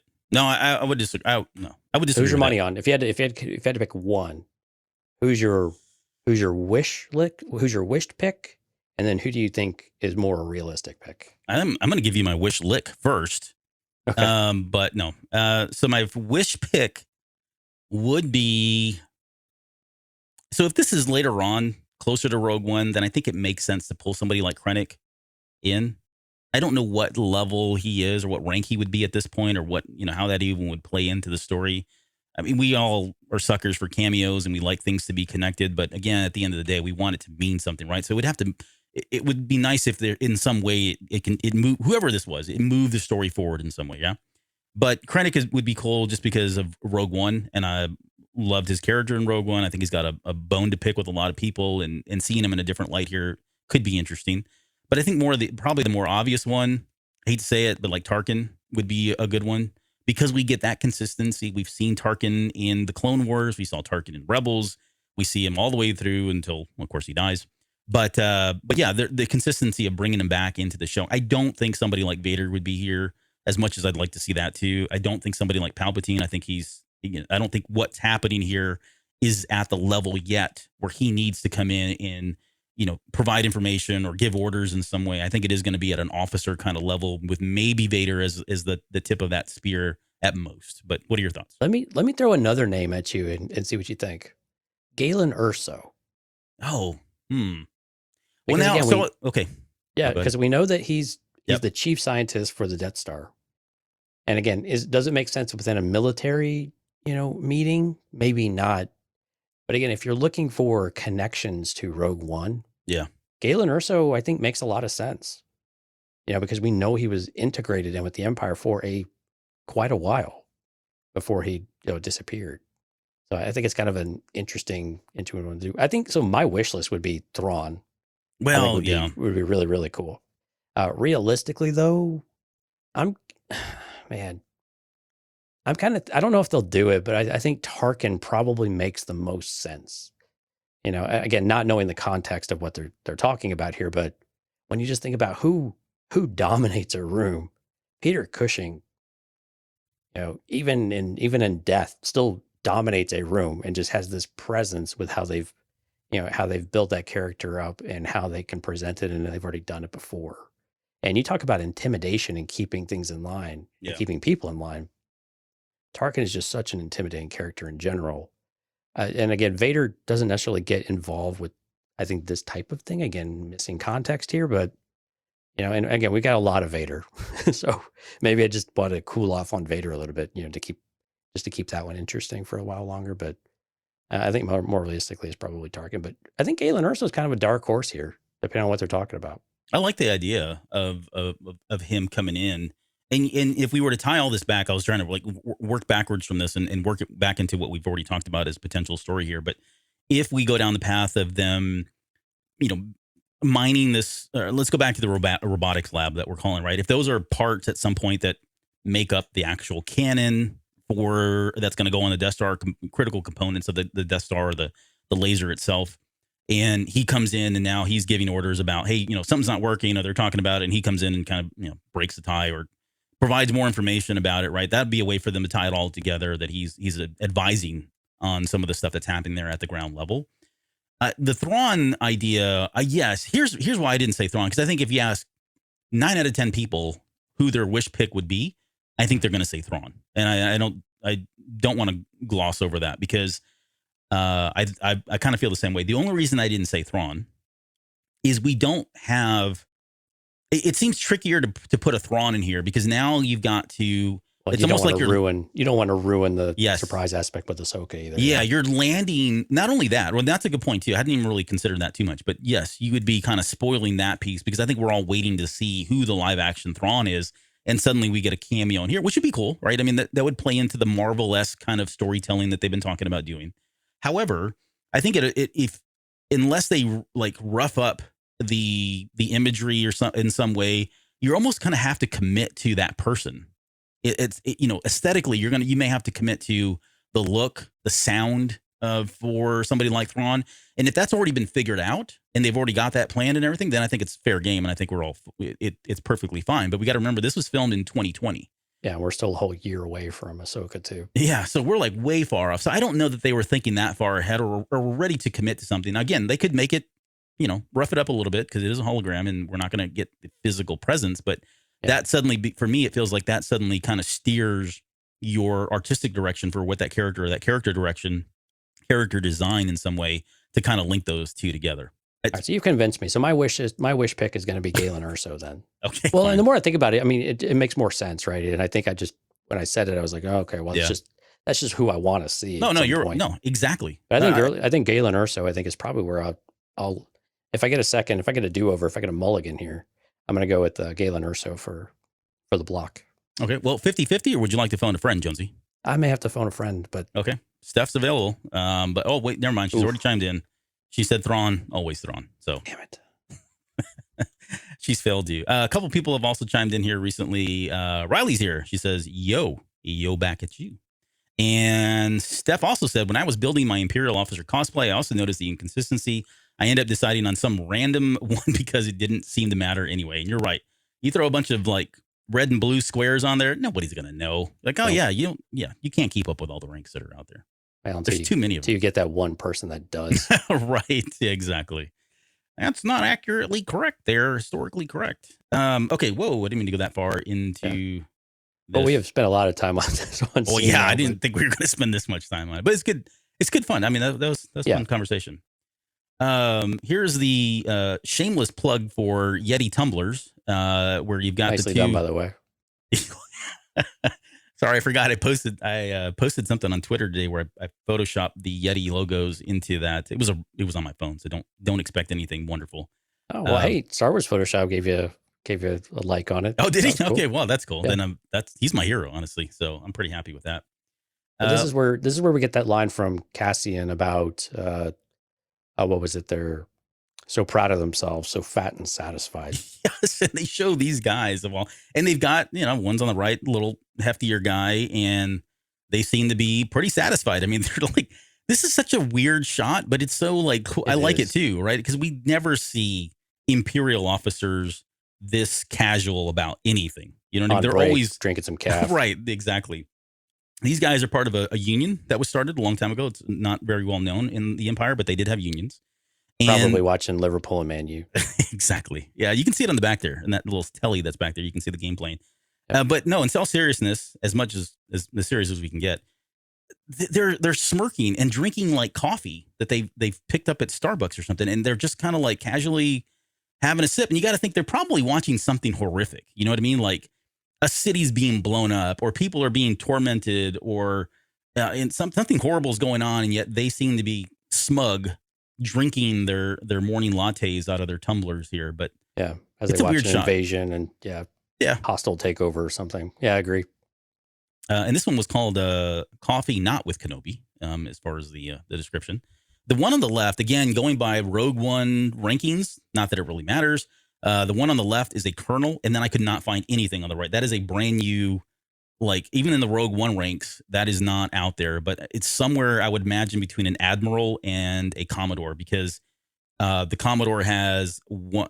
I think the commodore has one red stripe or one red square, and the admiral has 4 red squares, and this one has 2 or 4 blue squares, and so this is kind of in between. So there you go. Hey, but they're okay. Yeah, I'm not even going to speculate because I'm terrible with military rankings anyway. Yeah, I don't know. I couldn't even tell you what's above what either. That's the other confusing part. I can't even tell if it's yellow or orange on the guy on the left. So yeah, I think it's like yellow orange. I like how they're in sync though. That's Empire. Yeah, well, they're mirrored. You know, like one's with the right hand, one's with the left hand, up and down. I think they make that little gift. That, by the way, it looks cute. I wonder how long they had to practice that scene before they got it right. Yeah. 3, 2, 1, lift and touch. And I'm going to give them a 9.6 out of 10. Yep. Cut. That's a wrap. Thanks, guys. This guy in the back, I don't know if we see him a little bit later. There's an Imperial officer that is a tall black man. It could be this one. I'm picturing him in there. It's hard to tell. Or I got a better theory for that, though. Could be infiltrate. Yeah, it could be. Oh, that's what I was thinking. Yeah, like the guy that we saw, the rebel, the freedom fighter, undercover, or Fulcrum. Yeah, Fulcrum, the start of Fulcrum. It's cool stuff, though. All right, this is we'll move on to the next one here, where this woman, who I am presuming to be Cassian's sister, now older. Right. We see her a little bit later. She's bloodied up, but she looks to be running through the streets. Now, the interesting thing is no one else is running here in the streets, right? So it doesn't look like, there's an invasion of some sort. People seem to be minding their own business. And she seems to be running full speed, looking behind her as though someone's chasing her in some way. So thoughts on this? Yes, she's running. All right. We're moving on to the next scene. No, again, it's hard to say. We just know it feels like somebody's chasing her. There's not really a whole lot to say. It doesn't appear to be related to some of the other scenes because there's sunlight in this one. So it's a little unclear if it's mirroring the guy who was beaten on the alarm with the hoodie kid. It again, stitching these together while the environment seems similar. Some of the the lighting of it seems very. You can see the sunlight are all in that there, but the so shadows. very difficult. The other one seems like it's very cloudy and overcast type of lighting. Now I'm gonna marry this scene with one later where she's bloodied up. Oh, I thought you were saying you're gonna marry her. She's cute. But because I say that because it looks like, to me, the way I was putting this in my head is she does get captured by these local authorities, and we can see that. Yeah. So maybe that is the aftermath of what's happening here, right? She gets caught and hurt. And you can imagine they're probably blowing buildings up and not really caring about casualties as they go and chase anybody, right? Especially if it's the Empire. Yep. This guy's still banging on the drum over here. Yep. He's like fierce about it too. Like there's something passionate about. Hey, you take a lot of pride. It's probably a generational thing. He's probably been passed on for generations. And he was waiting. His great grandpappy did this. Yeah. Back when this anvil was first forged in the fires of Mordor. Oh my gosh. You're just like pulling at Lauren's heartstrings. She's already been like giddy that we've made one Lord of the Rings reference, and now there's two. Okay. Yeah, if you're gonna do two, I guess you gotta do a third at some point. Yeah, do a third. We'll work it in there somewhere, Lauren. I don't know where. This is I'm gonna say, is this Coruscant? I mean, that's the obvious choice, but we saw with what was it in Bad Batch, and I forget the name of that place, right, where we have the cars flying through the air. So that's not an uncommon thing in Star Wars. But our first instinct is to always go, oh, that's Coruscant, because there's ships in the air and these tall buildings. I think it makes sense, especially if this is kind of coupled with the Senate. Yeah. Right. I think that's probably all related. These definitely look like elevators. You can't really tell into the very last frame, almost right here, but you can see the lights on in there. So they do look like, at first I thought they were like lifts where people just stood on. I was going to make a joke about no railings, because there are no railings at the top here. But they are inside there. These people are in these elevators of sorts. But what's really cool, though, is if you look at the way it's designed, not again because we're going to nerd out on the engineering here, but they're almost like trains, you know? They're like made to like stop and allow the next one to go pass and all that. But you can kind of see where that one comes to a stop, and this one continues on here. So I don't know what else is there to say. I do have a question, though, because from what we know, most of what happens around Mon Mothma and the Senate, that's all above ground, right? This clearly looks like they're going down further below, and we know that the further you get down into Coruscant, the worse things. The seedier it gets, right? So, I don't know if there's a link here in some way, or we're going to get introduced to some of those lower levels and kind of what's going on there at that level, or no pun intended. But that would be kind of cool to kind of see that. I don't know who this would be. Maybe it is Mothma. Maybe she is. Yeah, it could be Mon Mothma, right? Right. You have clandestine meetings where you're doing things you know you could get in trouble for. She's going underground, like literally going underground. Yeah. So, thank you, folks. I'll be here all night. Sarah Michelle Gellar. It's not Sarah Michelle Gellar. But doesn't she look like her a little bit? It does look. I think it's the nose, or maybe it's the eyes. I don't know.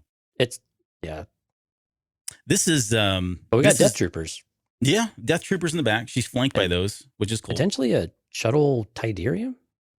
Like a Lambda class shuttle? Yeah, Lambda class, yeah. Or like we saw the Lambdas in Rebels, and they were slightly different. I don't know if that was a stylistic thing, or they were trying to show the evolution of what that would look like by the time we get to Jedi, but similar. I actually hadn't thought about that, but yeah, I think you're right. I think it is. It would make sense that an officer would be traveling in one of these shuttles at this point, because we got Death Troopers and we're close to Rogue One, right? Right. And again, she's wearing lighter color, or a white of sorts, but again, very different style than what we saw with the men around the table in the earlier scene, though. Mm-hmm. Almost like she's got a trench coat. She's probably smuggling a kid under there. Oh, that's true. We've seen that happen already. But I think she's definitely got an officer collar. It's just she's an Imperial agent of some sort, but she could be. I think she is an officer of some sort. This is played by Denise Gough. Gough. However you guys would like to pronounce that, we are on board. Yep, make it up. But Denise, I'm going to call it Go. Denise Go is this. This is the actress that's listed here. So again, no name officially, but it's clearly her. Let's see. Sorry, I meant to go forward here. And Do you then think we're going to get to see the Death Troopers in action in this series? I mean, why not?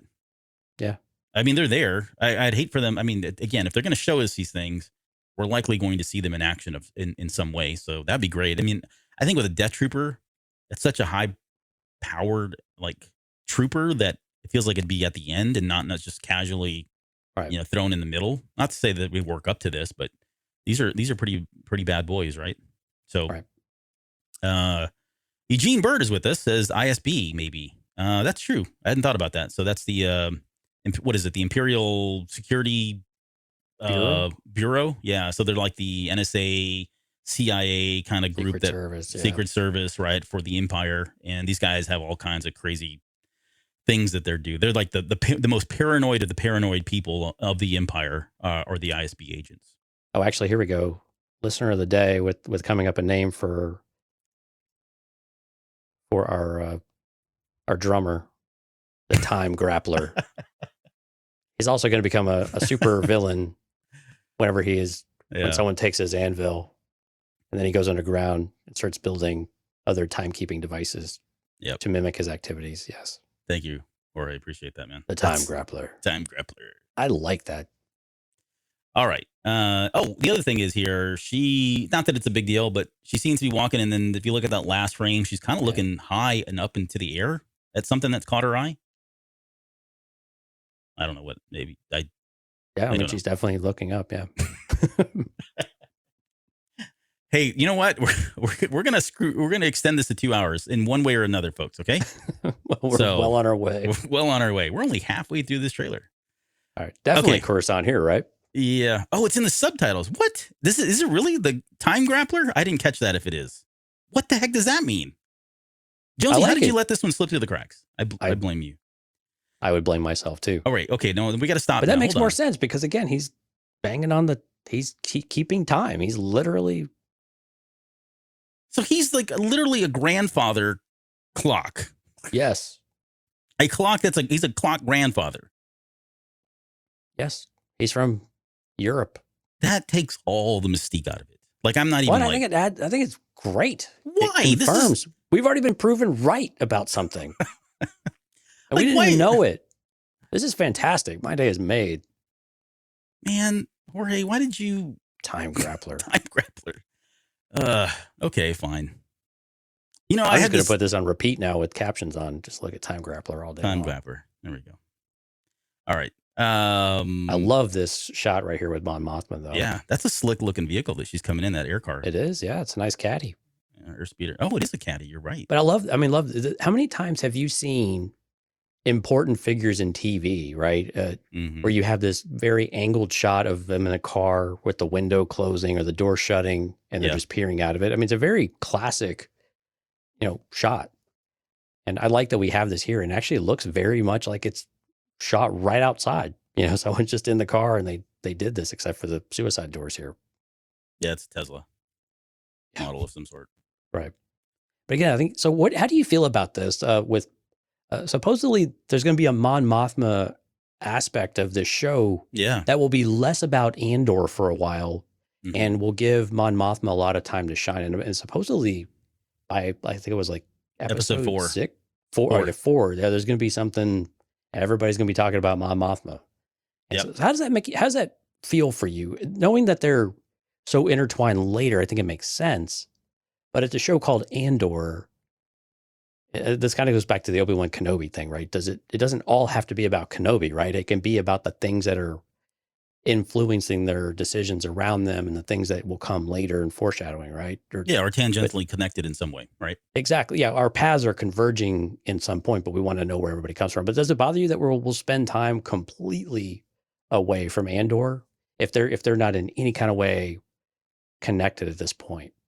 I don't have a problem. Like, first off, we pulled that Band-Aid off and threw it in the trash long ago when we got to the episode with Mando and Luke Skywalker jumped in for 2 episodes and said, this is now my show, right? Right. Okay, so that aside. Well, to be fair, Grogu stepped in and said it his show day 1, so. Yeah, exactly. Yeah, hold my beer kind of thing.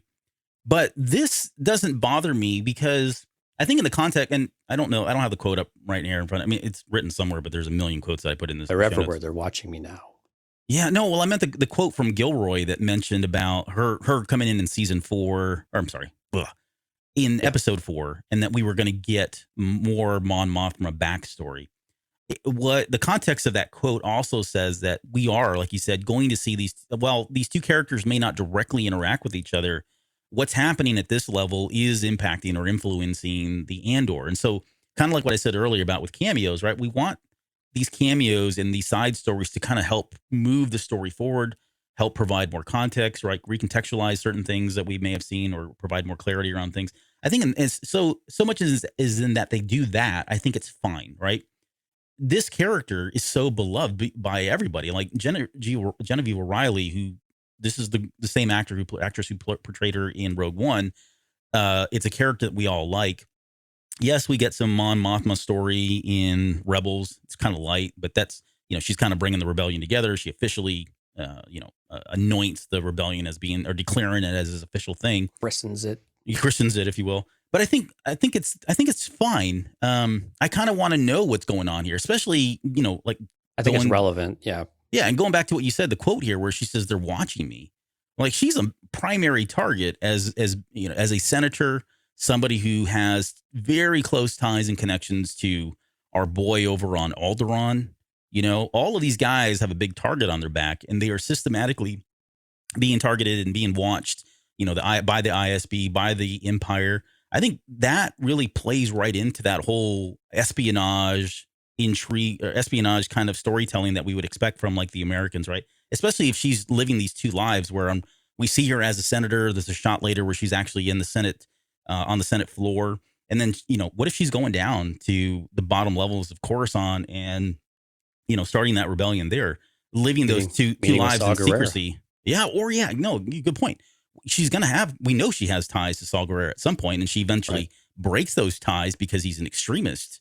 But that would be really cool to see that level. I mean, maybe Saw Gerrera is already maybe he's on Coruscant. That's who she's going down to visit. And later on, he picks up and heads out to Jeddah to kind of set up his base operations. But I think all of it's fair game. That's a long-winded answer of saying yes. So I apologize for that. Well, again, I think it comes back to we're viewing this series as a prequel to Rogue One, not necessarily a prequel for A New Hope and everything that comes in the original trilogy, right? And so I think all the things that would get mentioned in Rogue One or alluded to, or very background stories, that's what these 24 episodes are supposed to be telling us.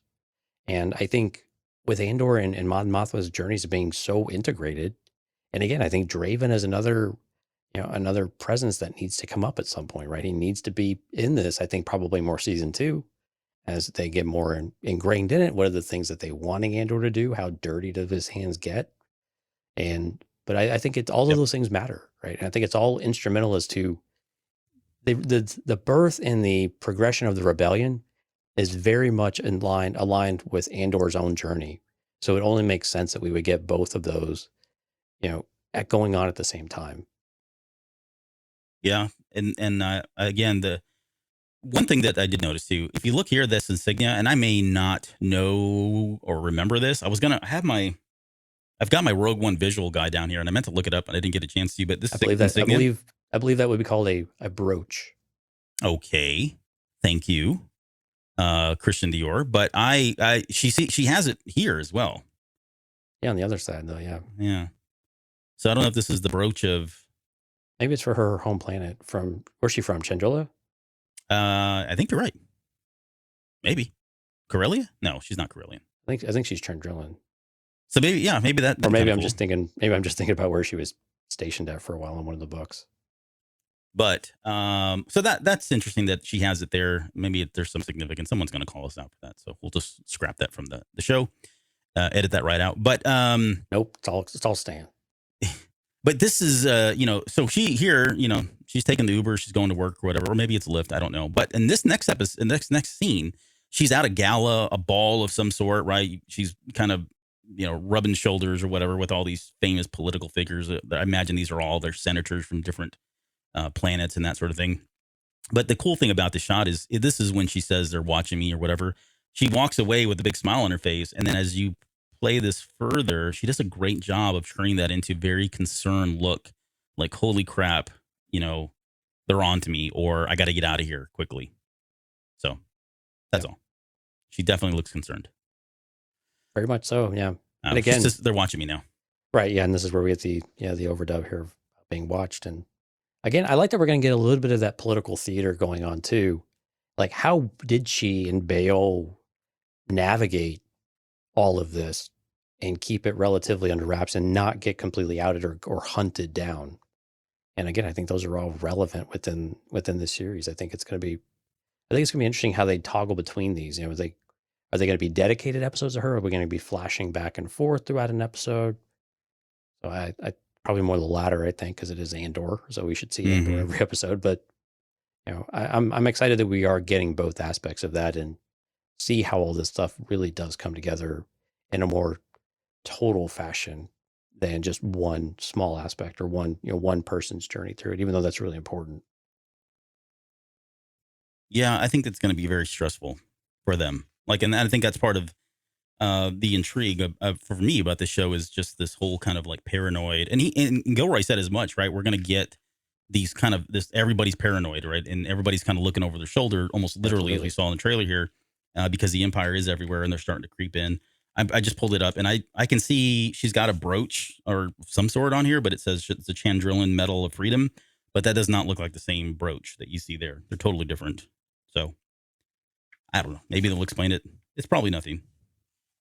But you're right. It is Chandrilla. So circle gets the square. You want to take Jim J. Bullock for the block? Yes. That's a Hollywood Squares reference. Okay, let's move on because holy crap, it's already 2 hours. This is what we talked about early on, right? These really long, sweeping, establishing shots of the terrain. I mean, gosh, absolutely beautiful on location shooting here. There's I'm assuming this is the blonde-haired freedom fighter there. And maybe casting. Oh, no, this is the guy with the hat. You can hardly tell because of the image that we're showing here, but if you zoom in, it's the kid with the red hat that we're seeing in this shot right here, standing there in the middle. Okay, so quickly on this, here's the folks that we saw hiding the weapons before. Yep, and this time they're facing forward. We got let's talk about the AK-47 controversy. So again, here's where I'm going to say that and this is not to bring the did I say we had to bring the role-playing game into this a third time? Or no, that was Lord of the Rings. All right. Well, okay. Yeah. Back in the role-playing game, they had established that ballistic weapons were a thing. Why are you getting comfortable? Getting comfortable. It's going to be a while. No, it's not going to be a while. I'm just going to say quickly that ballistic weapons were in Star Wars, have technically always been in Star Wars and Legends. Although we like to think that most civilizations are so advanced that they would use laser weapons, there are some that still relied on ballistic. And I think that's what we're seeing here. So you may not like the fact that it looks like an AK-47, but there's actually a scientific reason as to why that magazine is curved. Would you like to know why, Jonesy? I absolutely would be interested. Or do you know the reason why that magazine is curved? Okay. So if it is a ballistic ammunition, if it's ballistic ammunition, if you've ever looked at a bullet like that would fit into an AK-47, it's cylindrical, and then it turns into, it's got a kind of a spear head to it, right? Well, as you line these up, it naturally takes a curved angle. Right. So that is one way to have a magazine that you can have. If you put them all side by side, then it's hard. There takes some more engineering that goes into it, and that's what made the AK-40. One of the things that made the AK-40 so popular is that you can have these big magazines of weapons in those weapons. So there you go. That's the reason why. The controversy is people were really pissed off because now, oh my gosh, we have AK-47s in Star Wars. And for one, it could be a ballistic weapon. We don't know for sure. It could be a blaster for all we know. And they just, and aesthetically, they're going for that look. We saw Din Djarin put shells into his rifle. Yep. In order to do, the disintegration stuff. And so, yeah.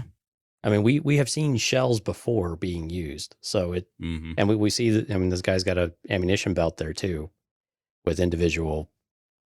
So, it's not, but again, it looks more like a blaster that he's holding and he's got holstered in his belt there. I mean, Chewbacca had the bandoliers on. I mean, not that they were carrying like ammunition in them, but.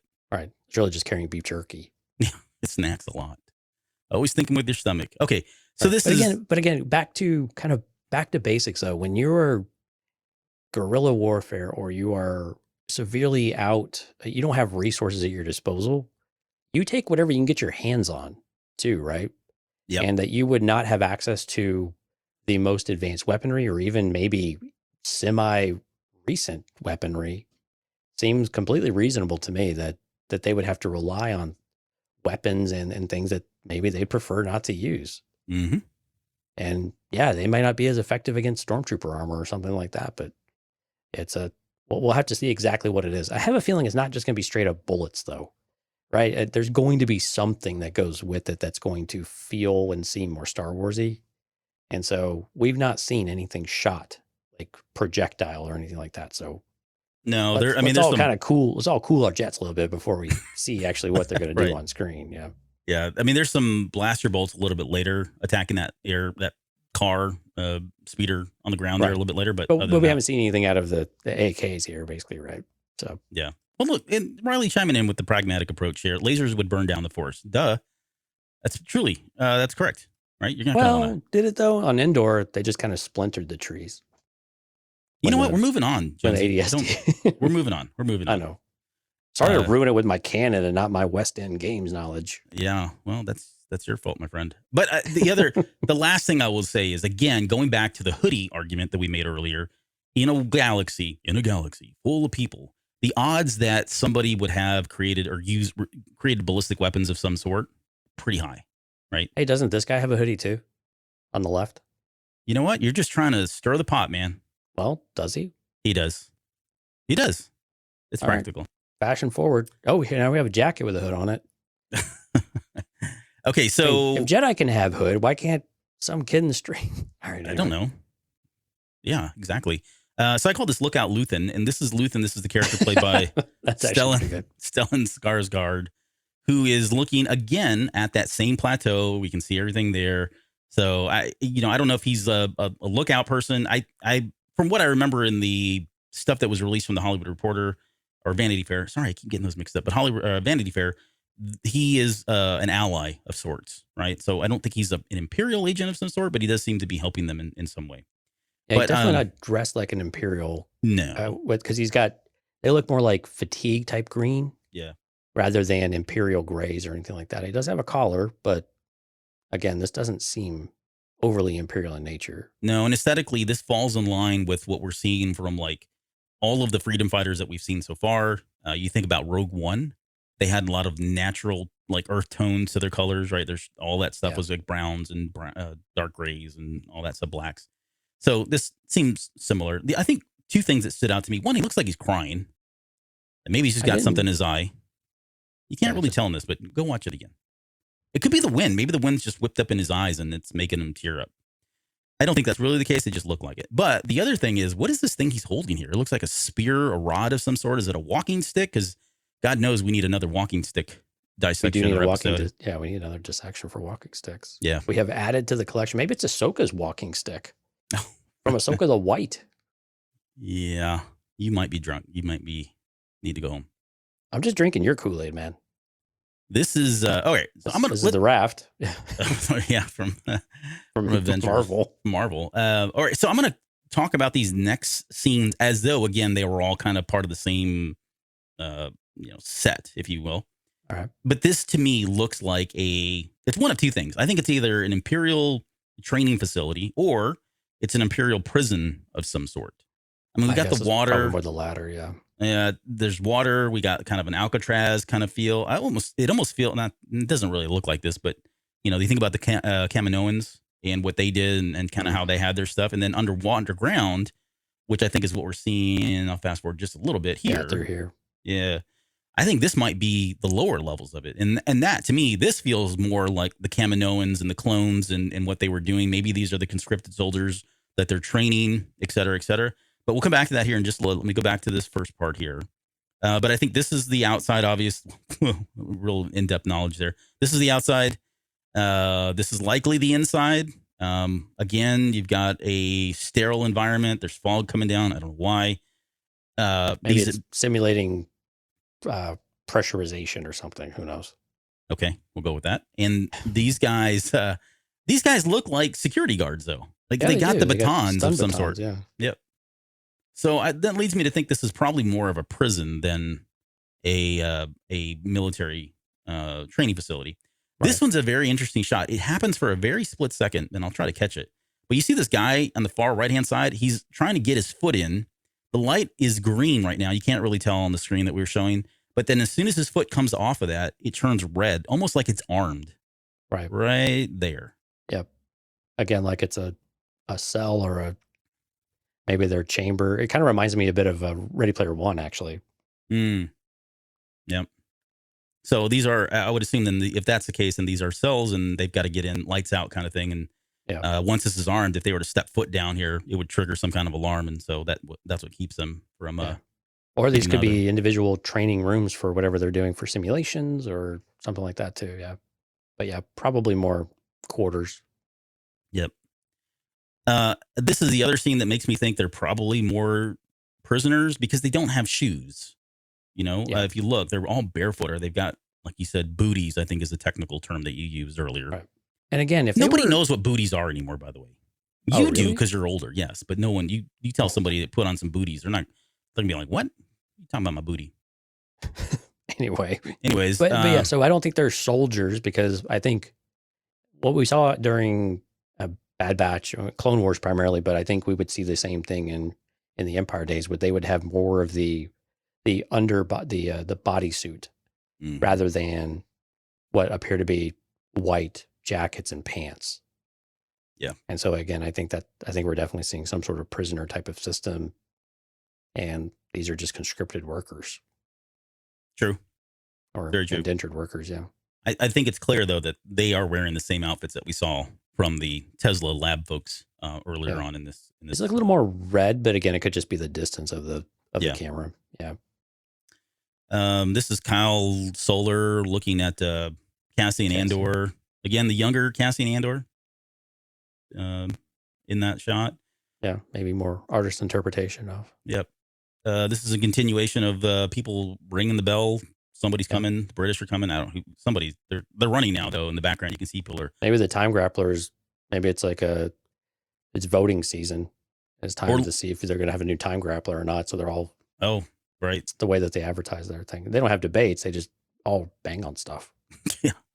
And then speaking of the time grappler, so this is him, and this begins the series of shots that we get from people with their backs to us.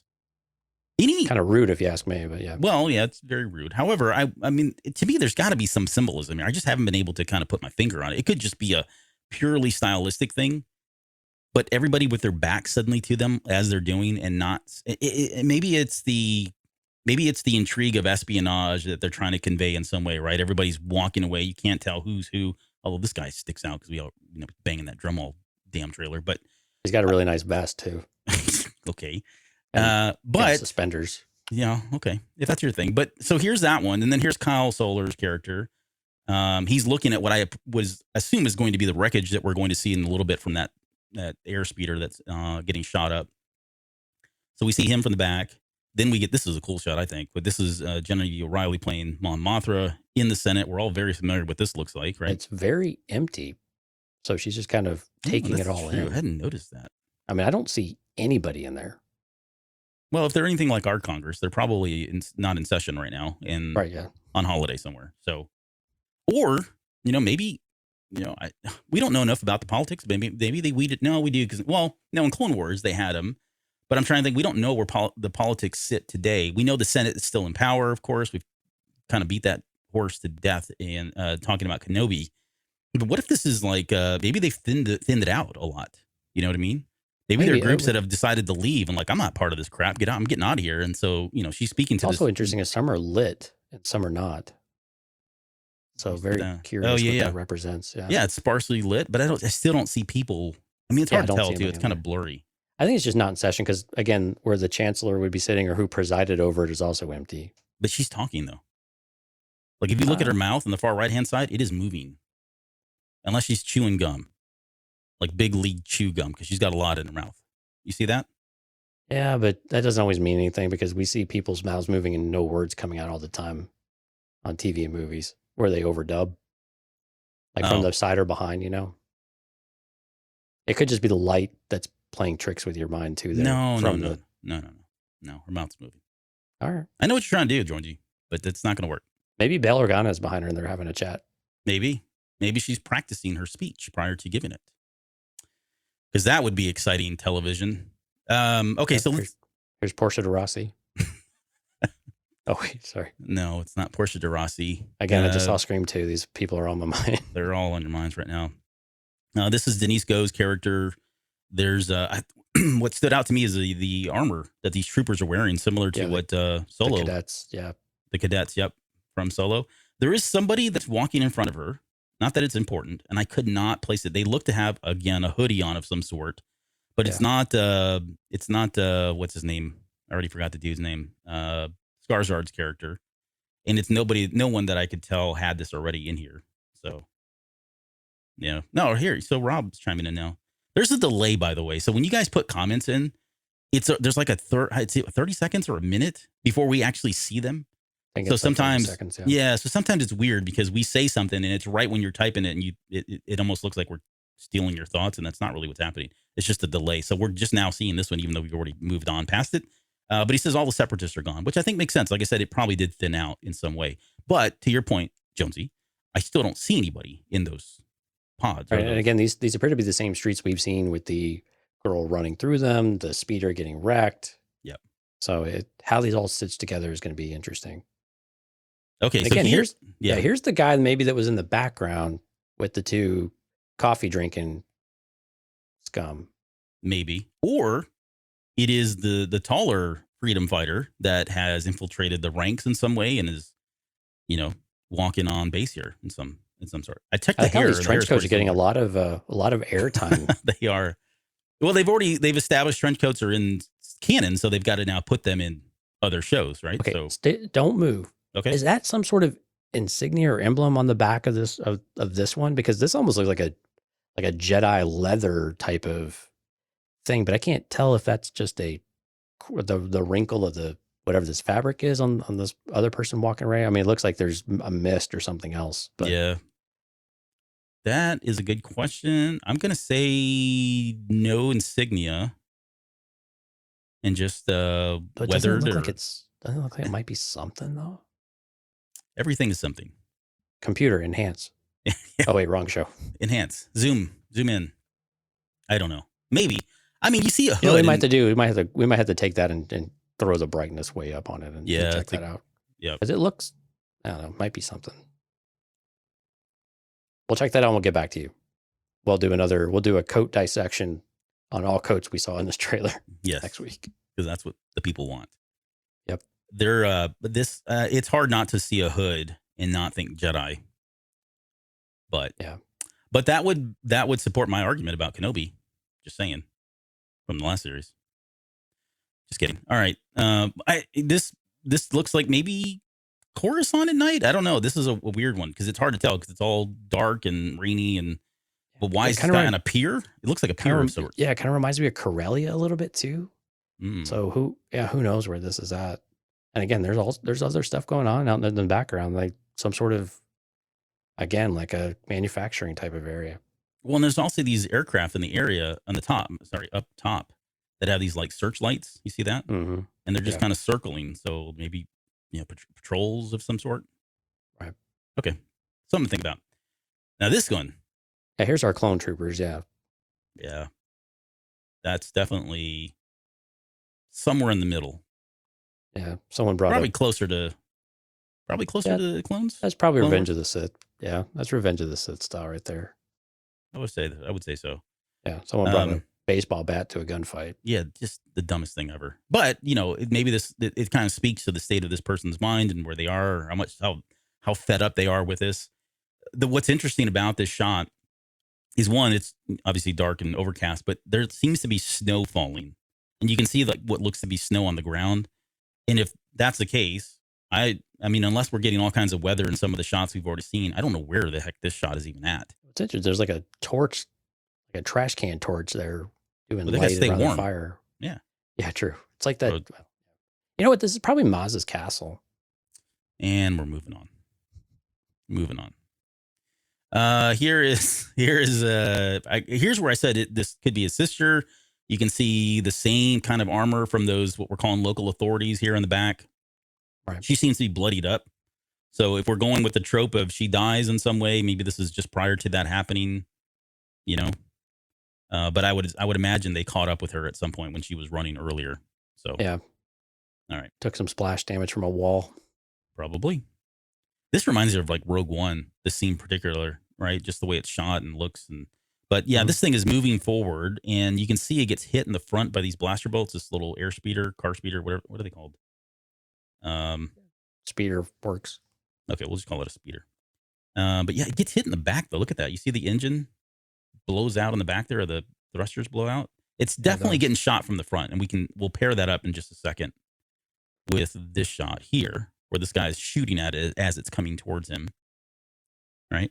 But you can see there's officers in the back too. So I'm assuming that these officers shot it in the back. You got some in the front, and this guy gets out of the way, or maybe he doesn't. I don't know. I can't tell, because later on, remember that shot where Pal Solar's character is standing down looking at what looks to be somebody that died, and there's some rubble there burning. I'm assuming this is that. It's all that same shot. It's got to be in some way, right? That's what I think too. Okay. Then we get him very dramatically running up and looking at the director. He's probably pissed about salary or something. Okay. And then we get to the final shot. Unless you got something to add there. I don't know what else there is to say. All right. So this is the one that is just mind-blowing to me. I don't know. It's very fascinating. Because when you first see the shot and you see all these lights, the very first, 8 million times that I saw it, I thought these were like ships taking off. You know what I mean? Like these were the back lights of them taking off. And for those listening, so this is the shot with the TIE fighters, with the person jumping down to presumably get in the ship. But in the background, you just see all these like firefly like type of lights just going from right to left. And yeah, you're right. At first glance, you think they were ships or something, but they don't have any kind of form to them. They're just these glowing objects. Mm-hmm. Like the wheels of the Force taking off. It's midichlorians. The midichlorians are leaving the planet. They've had enough as well. So a couple things. Number one, I don't think they've cut this as to make it look that like this is Andor jumping into the TIE fighter, and that's not the case. This is not the case at all. Yeah. Not the cockpit of a TIE fighter. Way too big. It's a single seat, right? Maybe a bomber, but that's clearly not a bomber. Not to get nerdy here, but but I think like the cockpit is nothing like any kind of TIE. No, this looks to be some kind of a shuttle or a larger craft of some sort, right? Star Tours, yeah. More Star Tours. But I think that the more interesting aspect here is going back to the lights. Like in this shot, we see the lights leaving, right? They clearly are moving in one direction, which seems to be away from the planet or some sort, or away from the landscape or away from our perspective. But then when you get to the next shot, they're coming. Let me make sure I got this right. They're like coming at him. Can't really tell. That is interesting, yeah. You see that? Or no, they're kind of going away as well. I guess what. But they're there. But they're there, and he's looking at them, and they all seem to be converging in. You see that? How they're all kind of coming in to the middle of some sort? Yeah.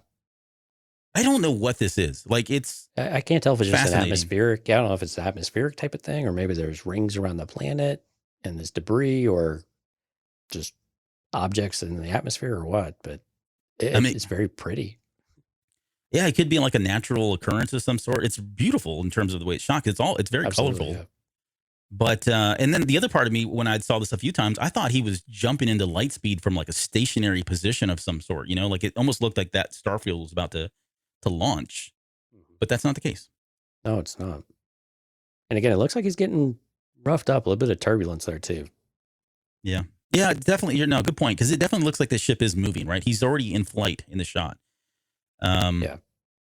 And I would assume that's him in that same shot. Yeah, Looks pretty similar. You can definitely see it jolting there. He's got a bit of sweat on his brow. He's working hard here. If you look at the aesthetic of the background too, to me, that looks more like an Imperial shuttle of some sort, right? Very Imperial, very clean and boring. Clean lines, boring. Yeah. Not chunky like the Falcon. Exactly. Well, maybe the Falcon prior to Han. Maybe so. But yeah, but your point's well taken. So I guess seeing somebody jump onto that TIE fighter is intriguing because assuming it's going to launch. That'd be really boring if it didn't. But Yeah, and I I can't just tell if don't that know. person is like in a TIE fighter I think so. outfit. I can't tell if there's a helmet. Right. Yeah, there seems like there, but I There's can't tell if one maybe it's frame. just long hair or something. There's one frame where it does look like a TIE helmet. Yeah, TIE but see, fighter. also when they get all the way down, it looks like there's hair Those are popping the out of the tubes. back. Those are the tubes. Oh, maybe I don't know. I'm making stuff up now. it's possible. I'm trying to get this to 2.5 hours. Oh, well, Hold my beer. right. How long was this trailer? 1 minute? No, it was 2 minutes. Thank you. Oh, was it? Oh, okay. Yeah, it was like 1 minute and 54 seconds. Oh, we shall double our efforts then. And that's how it ends. Thankfully. I know people are sighing a big sigh of relief. Oh, no, wait. We got this last Oh, no, you forgot this one. Yeah. Yeah, this is Marva. Well, we Yeah. didn't talk about Luton's comment, though. Soon enough, these days will end. There will be no rules going forward. What's that mean? Like, what rules? There's going to be anarchy and chaos, or they're just, when the wheels finally come off the empire, when people, revolt or rise up. Is that maybe what he's alluding to there? Yeah, I think so. I think he's alluding to this idea of trying to play nice and not maybe kill people or go down a path of terrorism. I think that's what he's alluding to, is like, eventually this is all, we're not making progress here. And the only way to get through these guys is we're going to have to take extreme actions, which means call up Saw Gerrera, and fall in line with some of that stuff. And of course, again, we all know he takes that way too far and kills a lot of innocent people. Right. Go read Catalyst or Rebel Rising. There's some really good examples in there where he did some horrible things. In the vein of liberty or rebellion of sorts, right? But he was willing to kill, break a few eggs, if you will, to make an omelet, kind of thing. So I think that's what he's speaking to here. In this particular line, she's talking about this is what a reckoning sounds like. There's somebody standing up, right? Yeah, there's somebody standing right here. It could be the officers. I think it'd be pretty gutsy for her to say something like that. If she is part of this, fledgling rebel cell, to kind of put that kind of a comment out there in front of him. Maybe it's somebody else like Andor, or somebody else that's walked in afterwards or prior to that scene that we saw. But she seems to be behind some of this in some way. Maybe so. That would be interesting if it was the local security group coming in to interrogate or ask questions, and she's just giving her, perception or her point of view on all of this, of what's going on. And it would be very, it wouldn't necessarily get in trouble, but you could definitely see where it would be very sobering, I think, for the security force to hear some of these things, that they really do have a growing problem on their hands. Yeah. Let's see. A couple comments before we get out of here.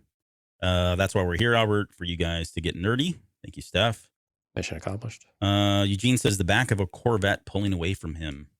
Oh, that's the scene. The scene. Yep. Let's see. He also says, thanks for the amazing breakdown and explanation as usual. Hey, you're welcome. That's what we're here for. We missed a Gotal character in the show. No, you're 100% right. Yeah, they're missing one. We're definitely saving that. need to bring one. Yep. Thank you, Rob, for always evoking the Gotal character references, race references.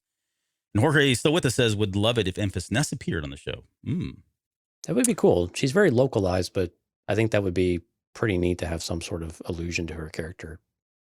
Yeah, I'm not sure how it fits, but I'm trying to think of timeline wise where she would be. She'd be pretty young. Yeah, but this is, the I guess it depends, the timing of this right? show is pretty close to Solo. I think it's 2 years prior to Solo, if my math is right. Yeah, but again, the timelines are all over the place, though. And Solo came over a number of years too, right? So I think there's wiggle room. You know what'd be interesting, though? Now that Jorge's brought this up, do you remember the origin of the helmet? Yes. I don't remember if it was in how did we get that? Was that in the show or the book or comic? I think it was in the visual dictionary. Okay, maybe either way. And correct me if I'm wrong. The story was that helmet has been passed down to her, right? Her mother wore that helmet. Right. So what if we did get a quote Emphas Ness appearance, and it turns out it's actually not Emphas Ness, it's actually her mom who's still alive and still kind of leading these efforts, and we get to see that. Like, we get to see her pass and get passed on to the smaller, younger Emphas Ness character. That'd be a cool connection to it. put that in your pipe and smoke it. Tell you, But man, that would re-energize the make Solo 2 happen, folks. That's for sure. Yeah, exactly. But that would be a way to kind of coolly, that's not a word. Whatever. Introduce Enfys Nest and get everybody go, oh, it's Enfys Nest. And like, no, nope, it's her mom. And we told you that this was going to happen at some point. So yeah. Let's see. Hold on. Let's see. He's got the math there. I think Solo is from 10 to 6 BBY. I believe Andor is 5 to 0 BBY. So yeah, we're right in that wheelhouse of a couple years. Close enough. Yeah. And I think it also depends too on where some of this, like you said, where this hits. Is it quote present time 5 years prior to, or is it in the past where Andor's younger? Right. And yeah, love the logo we're getting here for Andor. The font I think that looks really sharp. Well, there you go. Thanks for that comment, because I know you're trying to extend it now to 2.5 hours. That's right. We got four minutes left if you want to talk about the font and some of what goes into it. I will say this: the Andor, the logo that they're using looks like the Quake logo. It does. Almost too much, in my opinion. More like the Quake 3 logo without the 3 lines in it. But what is the logo anyway? What is that actually? And so for those that might be listening, it's kind of the crescent with a spire in the middle and just a little peak on the bottom. Yeah, I think it's supposed to be visually, it catches your eye, and the first thing I think of is it kind of looks like the Rebellion logo, right? It's the infancy, the origins of that Rebellion logo that we would eventually see, and we kind of saw that in some ways with like the Phoenix Squad. I mean, yes, it was a Phoenix, but the way, if you were just to tilt it, it still looks similar to this. It kind of looks similar to the Rebellion logo. So I think they're all kind of playing on that kind of look. Yeah, agreed. So, what do I know? Well, so for an initial trailer, overall thoughts and what does it do to really get you enthusiastic or stoked for the show, and then any other stories you'd like to tell us, Albert? No, you don't want that. But this trailer, it was fun. It was very exciting. I know Greg did a quick audio snippet of us talking about it, and he wasn't expecting. From Rebel Base Card. Right? Yeah, sorry, from Rebel Base Card. Go listen to them if you're into Star Wars collecting card collecting in the Star Wars lens. But we were at Celebration. He wanted to get our quick thoughts, having just watched the trailer. And literally, we had just watched the trailer, and I couldn't even process we were just coming off doing the show with Claudia Gray and Tarkin's Top Shelf, watching the trailer. I didn't catch any of the stuff, of course, that was going on. We were watching on my little phone right there. Yeah. So I didn't really get a chance to, I don't feel like I did the trailer justice. I will say now, having watched it and done a 2.5 hour show on it, it was pretty exciting. I mean, there's a lot of good stuff in here, believe it or not. There's a lot of stuff that leads your mind to think and wonder about. I do enjoy, again, the production quality that we're seeing with Andor. Absolutely. I think it's very apparent when you look at this thing and you watch it, and just the amount of time and effort that went into just putting the trailer together. Visually, I love the style that we're seeing, right? If those shots of the characters are in the episodes, I think there may be more significance to that. I think you'd be hard pressed to make an argument that they shot those shots specifically for putting a trailer together. You know what I'm saying? Mm-hmm. So that tells me that there's a very stylistic approach that they're taking with telling the story visually from a director's perspective, right? And I think that's also very intriguing to me as well, because if you think about some of the series that we had, I'm not saying they're bad or anything, but there's some consistency here, right? Like they're going for a certain approach, they're going for a certain aesthetic, a certain look in how they're directing and filming these, which I think is very cool. Right. I like that we're getting a potentially very gritty story, even though we've got this political theater and this political atmosphere that we're going to also have. But I like that it's still very, very gritty, very, very dirty and real in a lot of ways. And it's kind of moving us back a little bit maybe towards that, where in recent times we've been a little more clean. I mean, Mandalorian stuff was clearly out in the dust and everything else, but everything still felt a bit just cleaner, right? I mean, things aren't quite as messy as they potentially could be, but mm-hmm. We're right in the thick of just a bunch of stuff going down. Yep.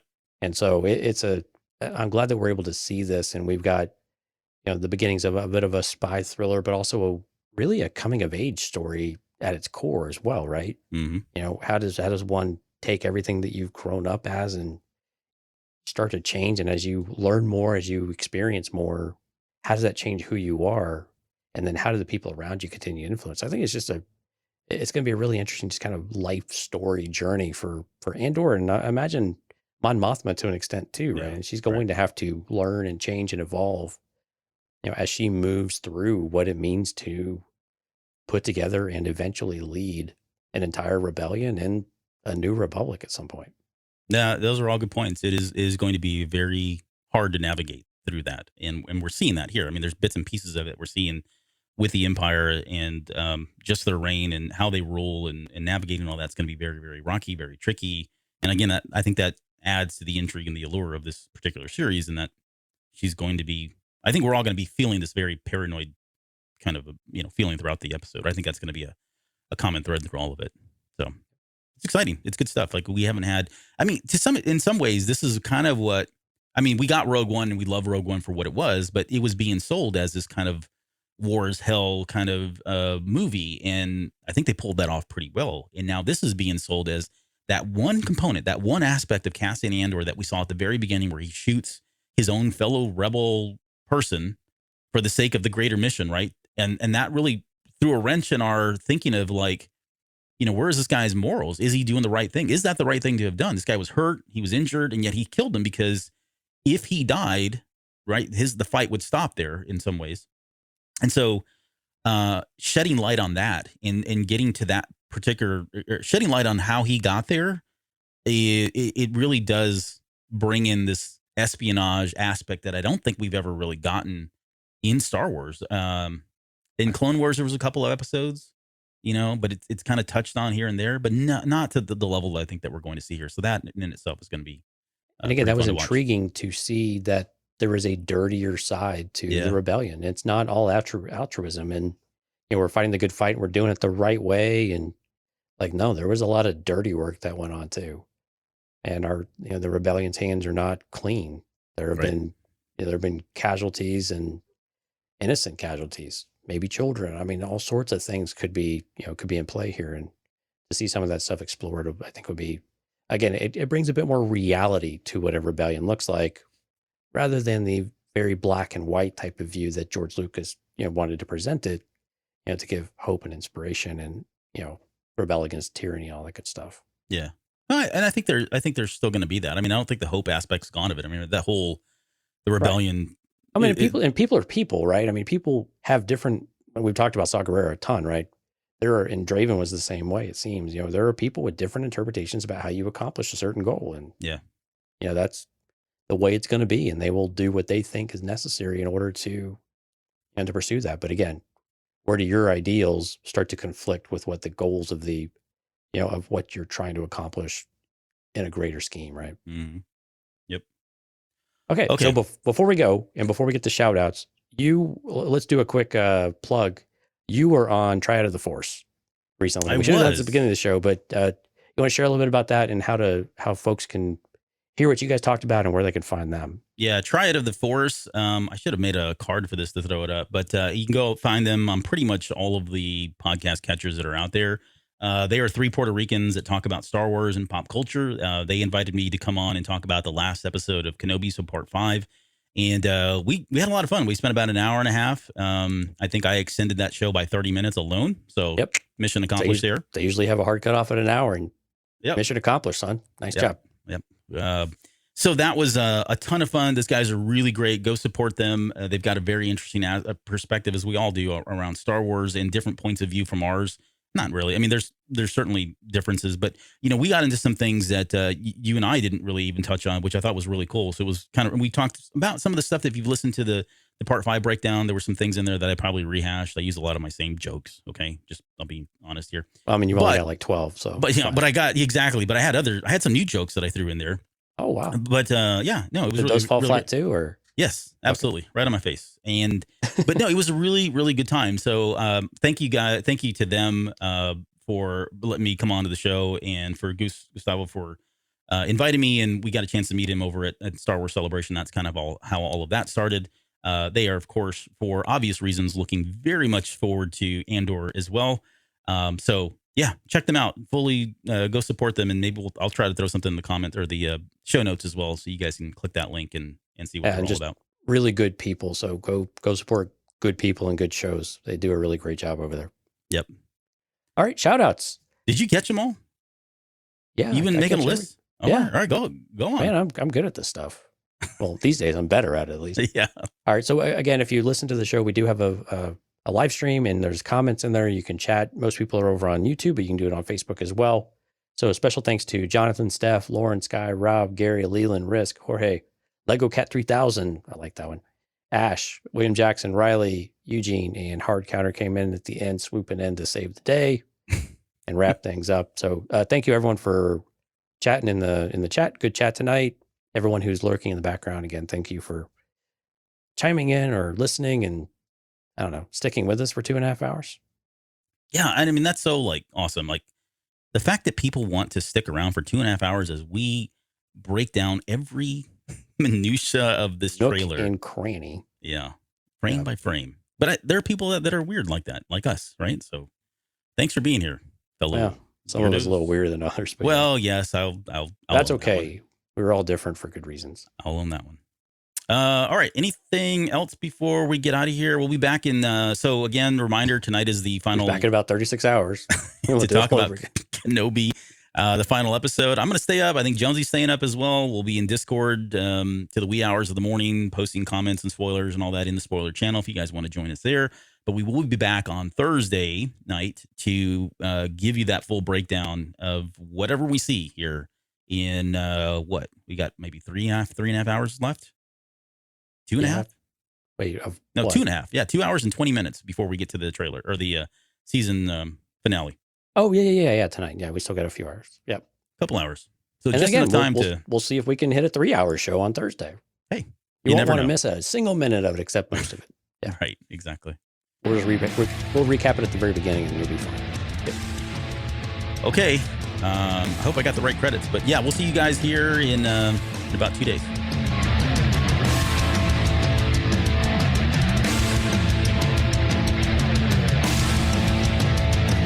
You're still listening? Wow, that's amazing. Well, I'm here to give you the disclaimer. Normally we do a big, long, drawn-out disclaimer thing saying what's what and who's what and all that other stuff, but I think you guys kind of know that Lucasfilm and Disney have no affiliation with us at all, and we have none with them. We talk about Star Wars, which is their property and all that other good fun stuff, but I think you can tell which is our stuff and which is their stuff. If you can't, well, then send a lawyer to send an email to me and I'll be glad to chat with them. Other than that, you know what's what, so that's your disclaimer.